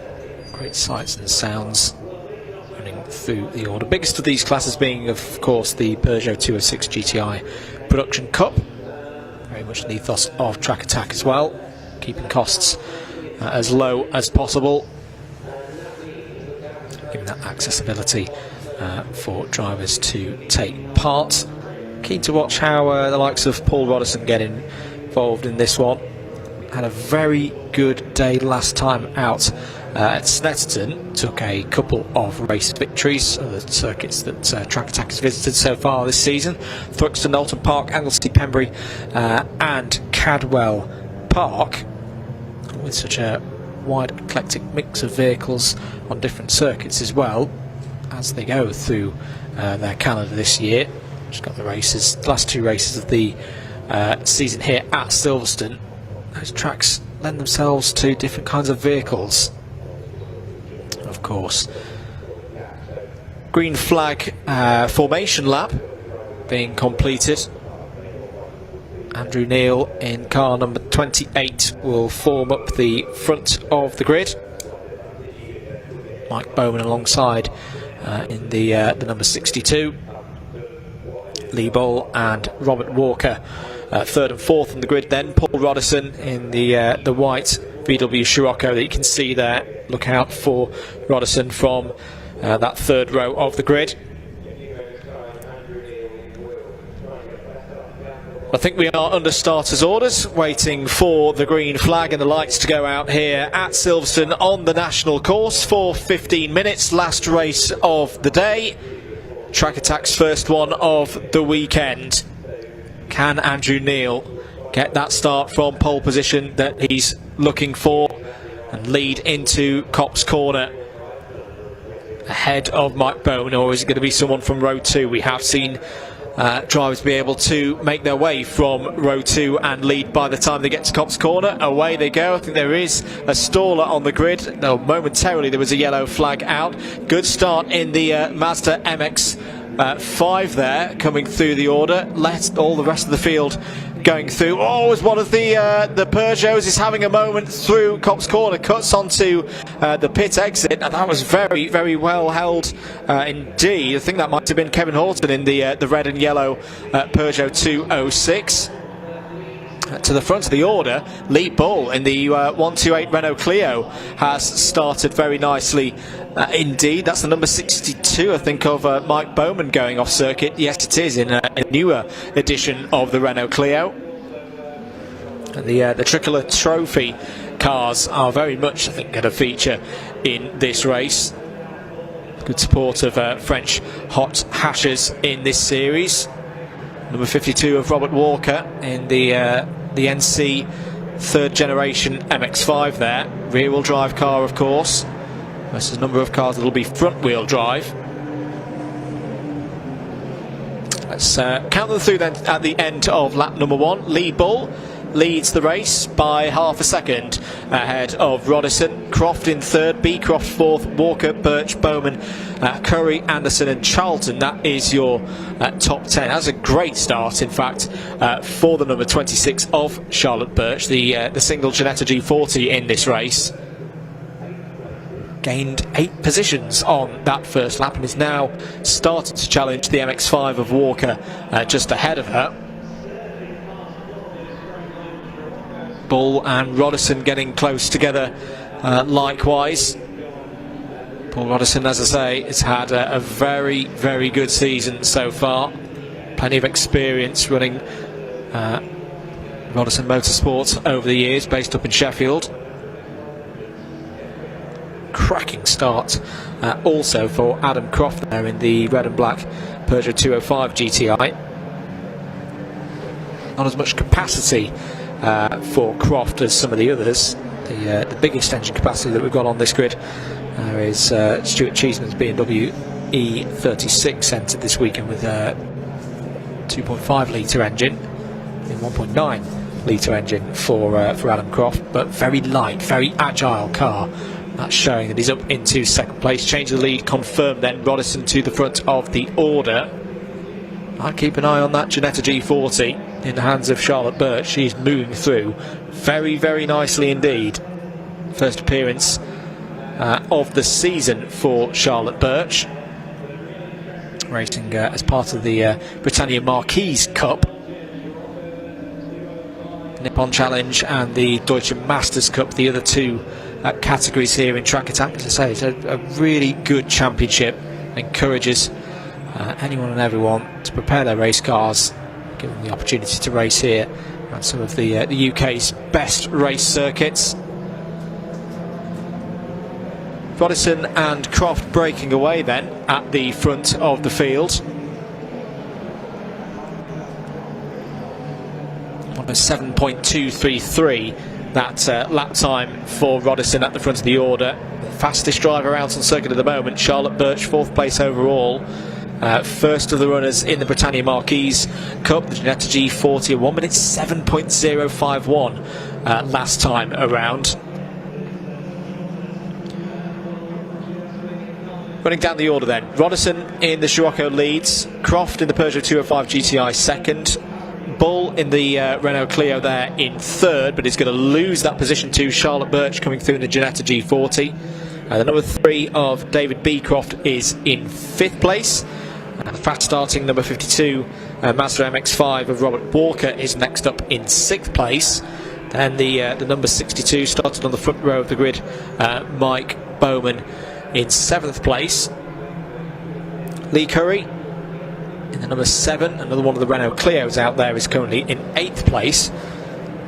Wrapping up the top 10 at the moment, the number 25 of Matt Anderson and the 31 of Lewis Charlton, both of them in a pair of Peugeot 206s, two of the runners in that TF category for the Production Cup. They're actually battling for the lead, 0.5 of a second between Anderson and Charlton there, the 25 and the 31 for the lead in class. 3.5 seconds further back, we saw a bit of a moment early on in the race with the 141 of Kevin Horton, the red and yellow Peugeot 206 GTI side by side here. This is a good scrap going on involving Beecroft, the number 3, down the inside of Curry's Renault Clio number 7. That is a change for position, I think, for 6th spot out there. Back with Charlotte Birch up to 3rd place now. Top in class already. 1 minute 7.051, still the fastest lap time of any of them out there in this race. 1 minute 7.6 last time around, so about 0.8 a lap quicker than the number 73 up ahead of Adam Croft. Potentially on this lap, Birch is going to close in and have an opportunity to overtake into 2nd place. 9 minutes to go then. Confirmed that Mike Bowman in the number 62 has got through past David Beecroft for 5th place. There is Croft, 1.4 seconds back from Roddison right now. 106.578 from Charlotte Birch. This is a superb run in the Ginetta G40. Into Brooklands. Leader is going to have to deal with some traffic shortly. Let's see how Paul Roddison in the all-white Scirocco can deal with that. 8 minutes and 15 seconds to go. I think for Roddison and Croft, if they want to hold this Ginetta off, they're going to have to pick up the pace here. 1 minute 7.8 last time around for Roddison, 107.3 for Croft, another 106 for Birch in the Ginetta. There's the number 444 of Alexandra Quashti, driver from Paris. Appropriately racing as well in Citroën Saxo. Closing into the front here, you can see there that the progress that Birch is making, and surely now he's going to have a very good opportunity as they come onto the Wellington straight. Having said that, the number 73 Peugeot 205, very good power to weight, very quick down the straights.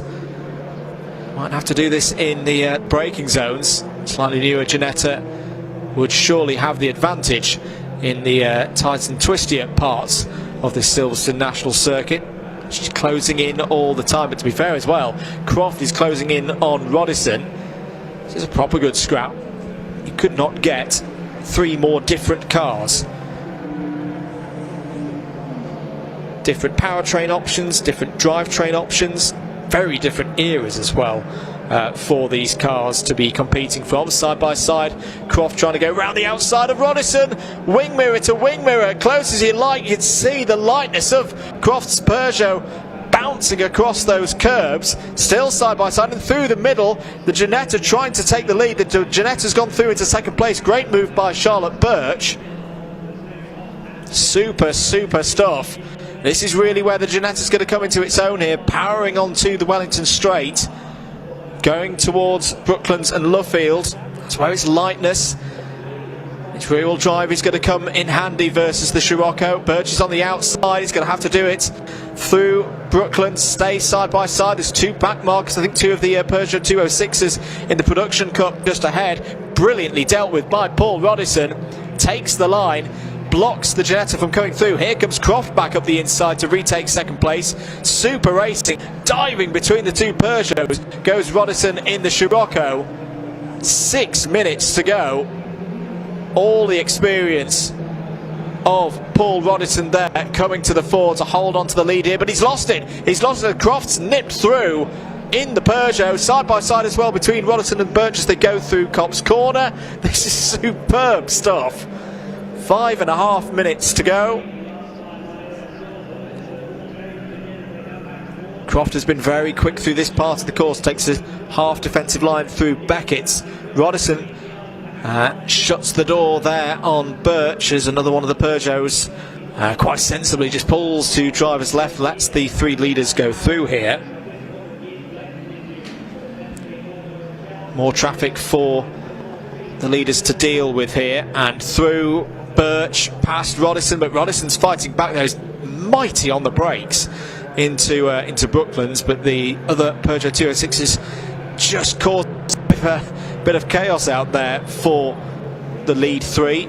Everybody's dealing with it absolutely fantastically, going through past Rice and Richardson. So 4 minutes and 40 to go. After looking under real pressure, Adam Croft, in probably one of the oldest cars on this grid, has weaved his way through quite brilliantly here to lead by just over 0.8 of a second ahead of Charlotte Birch. The black with gold details Ginettas is closing in again. Very strong on those high-speed sections of the course. Another one of the back markers, that's one of the Renault Clios just ahead. And slipping through once again goes Croft, held that tight inside line. Very brave stuff to, I think that was the number 12 being lapped once again. You feel with the pace that we've seen from Charlotte Birch in the Ginetta G40 so far in this race that now they're getting back to a part of the circuit where there's not as much traffic, that it's a bit inevitable perhaps that Birch is going to be able to use that performance in the Ginetta G40 and make a way by into the lead. Croft's not going to give this up lightly though. He's making his way past one of the Peugeot 206s. That was number 25, Matt Anderson there, who is leading in the Production Cup category. 3.5 minutes to go then. Croft and Birch, half a second between the two of them. They've dropped Roddison 2.5 seconds further back. Change for 7th place overall, by the way. Walker in the Mazda MX-5 has got past David Beecroft's Citroen Saxo. Both of those drivers leading their respective classes. Walker for the Nippon Challenge, those for Japanese manufacturers. Beecroft as well for the TC category.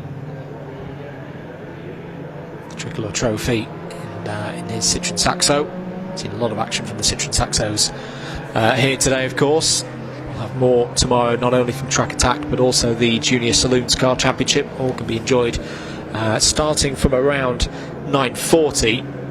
But here comes Birch once again, trying to find a way through. At the moment though, very good defence being put up by Adam Croft, driving impeccably well and using the advantages of his car. Very light, good on acceleration, to his benefit out of the slower corners. Birch having a look to driver's left, maybe looking for a switch back here through Beckett. Can Croft get it back online? Birch is going to be underneath, and Birch is surely going to be through here as they come onto the Wellington Straight.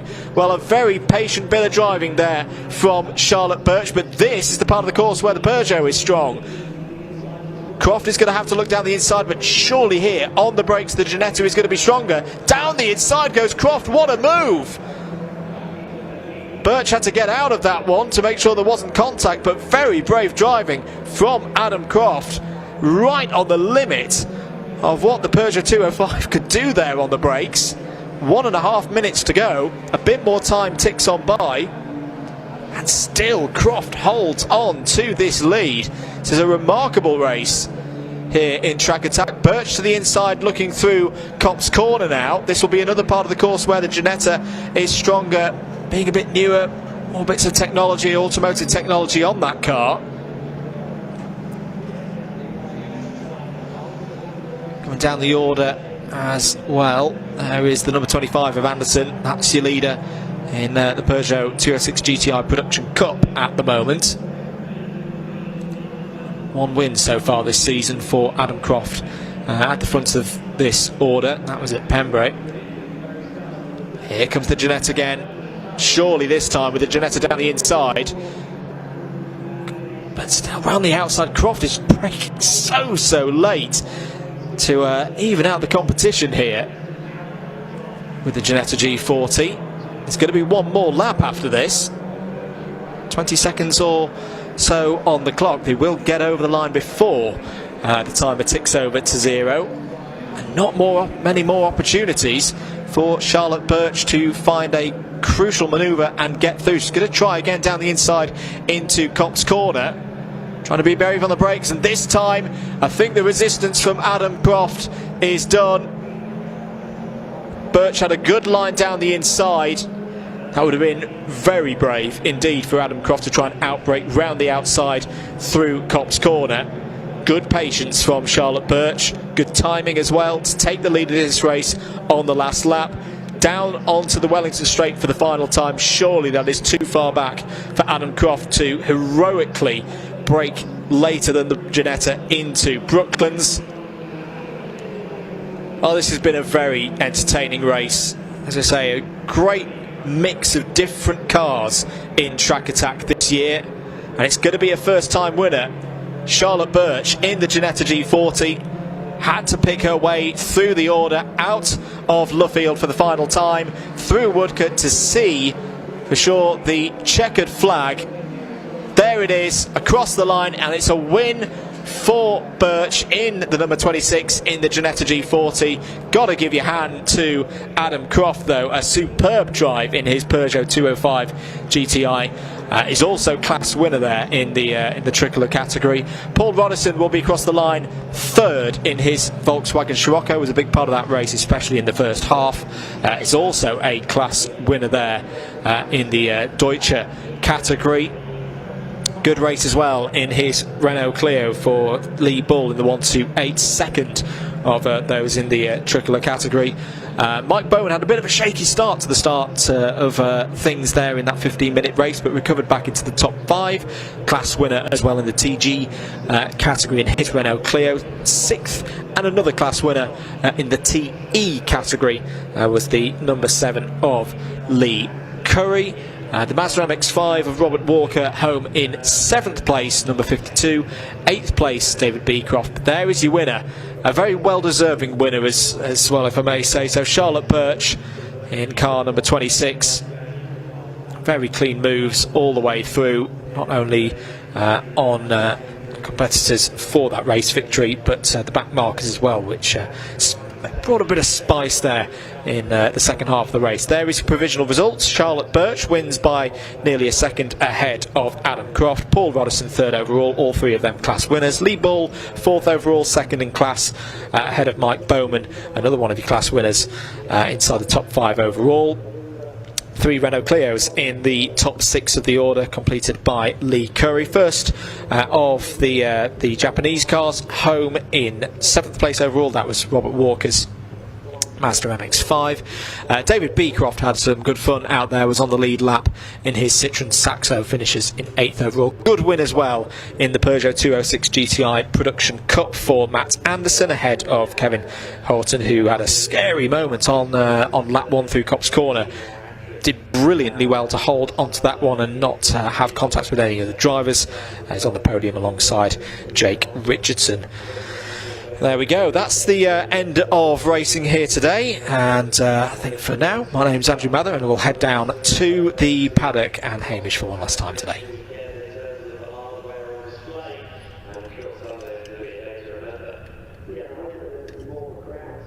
Well, what a race to end the day, and I'm joined here by the winner, Charlotte. Charlotte, brilliant.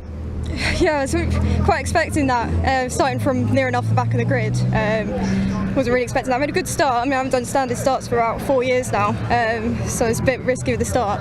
But yeah, happy with the result of that one. Yeah, well, I mean, when we were watching it, scintillating stuff. Everyone's overtaking 1, 2. Yeah, talk to me about basically your thoughts during the race. Did you think you were going to win? No, to be honest, I think maybe a podium was kind of on my radar. I saw these guys up the road, and I thought if I can get onto the back of them, maybe third. Yeah, and then yeah, obviously got past the Scirocco, and then pretty sure it's the last lap for this one, so yeah. Yeah, well, congratulations. What a way to win it. And we'll see you again tomorrow. We'll try and catch some of the other interviews now. We'll go over. Congratulations. How was that race? Brilliant, right? Nearly. Nearly. One less lap and we'd have done it. But yes, she got me on the last lap. She's up the inside coming into Copse. I couldn't quite see her, so I gave her some room. Went out on all the loose rubber, and I felt like I got a puncher, but it was obviously just a loose rubber. But to be fair, it was hers to win. She took a couple of moves on me. She backed out of it, very, very generous really. So she could have done it a couple of laps before. So I think she was just biding her time. Saw the last lap board and she thought, now's my time. So, but yeah, brilliant race. Yeah, to make it dramatic at the end then. Yeah. How important was it then to get past those back markers to get yourself some clean air? Yeah, it's first lap. I had to get them out of the way. Didn't have the best starting position, but obviously you got the advantage with slower cars in front of you. I managed to do most of them off the line, so not really fair. But I had to get on the lead pack as quick as I could, or else once they'd gone, that would have been the end of it. So yeah, it worked out really well. Yeah, well, congratulations. We'll see you for more racing tomorrow. We're just going to try and grab a quick word with P3. Could we just grab a quick word quickly? Great race to end the day. How was that for you? Yeah, it was all right at the start, but then the water temperature, we're getting to 128 degrees, and once it starts to get north of 120, it starts to pull power out the engine. So that's when they started to catch me and leave me. Not a lot I can do for this weekend apart from hope that it rains and the temperature's a lot cooler. But yeah, I just got to run while I could at the start. So what are the positives you can take from today into tomorrow? There's not a lot we can do for tomorrow in terms of keeping the temperature down. Long term, we know we can fit extra cooling to the front ducts like they do on the Porsches. Hopefully, there's another orange Scirocco here tomorrow. Is this morning in qualifying only got to 95 degrees, where I was north of 120 again. So I think I'm going to probably be in the same boat tomorrow, but we can learn moving on. Well, congratulations nevertheless, and yeah, 6 brilliant races tomorrow, and we've got 6 brilliant races today, we've got 14 tomorrow, so make sure to join us then, and I'll hand back to Andrew in the commentary box.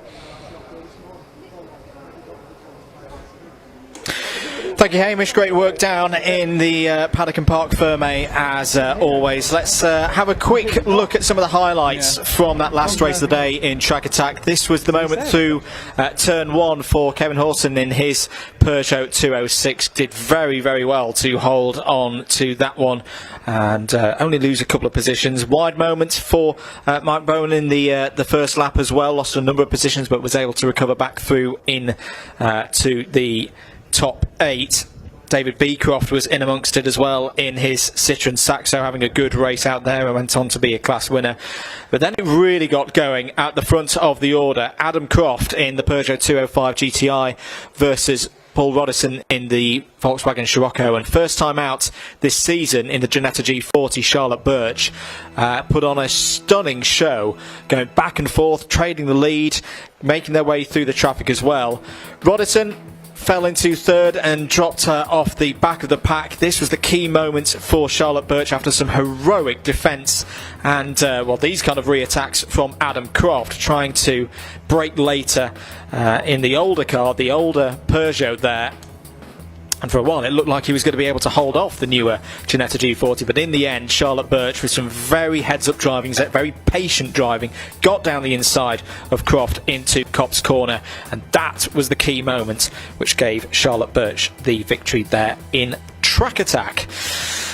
And with that brings us to the end of our first day of competition here for this BARC weekend at Silverstone. Here is your itinerary for tomorrow. We start at 9:50 with Track Attack once again, their second race of the weekend. The headline act of this show at Silverstone, the Vertu Motors Mini Challenge Trophy. Their second race will go from 10:20. Second appearance for the Junior Saloons Car Championship, who got us off to a great start early on this afternoon. They'll be going from 10:50. The Mini Challenge Clubsport with Airtech Motorsports will be fourth on the agenda at 11:20. And we're also joined as well by 2 more series tomorrow. Lancaster Insurance MG Owners Club Championship have their first race from 11:45. And sandwiched in between the 2 new faces for this weekend will be the second race for the British Superkart Racing Club Then we have Kumo BMW Championship rounding off the first rotation of races at 12:45. There'll be a bit of a lunch break. And then we do it all over again. Track attack going from 14:05. The third race of the weekend for the Vertu Motors Mini Challenge Trophy going from just after 2:30. Junior Saloon Car Championship go for their last race of the weekend at 15:05. British Superkart Racing Club out at 15:35. Mini Challenge Clubsport with Airtech Motorsport at 4 o'clock. Lancaster Insurance MG Owners Club Championship at 4:25. And then the last race of the weekend, the second race for the Kumo BMW Championship, will set off at 5 o'clock. Lots to look forward to tomorrow here at Silverstone. My name's been Andrew Mather. Be very, very happy to be here with you this afternoon for 6 fantastic races, which if you have missed any of them, don't worry, you will be able to watch them back here in due course. We'll be live from 9:40 BST tomorrow for a full day of racing. 14 races, as I say, starting with Track Attack, all of the categories that we've seen here today, and we'll be joined by the Lancaster Insurance MG Owners Club and the Kumo BMW Championship. Lots to look forward to. Have a lovely rest of your evening, everybody. Join us tomorrow here from Silverstone. Until then, take care and bye-bye.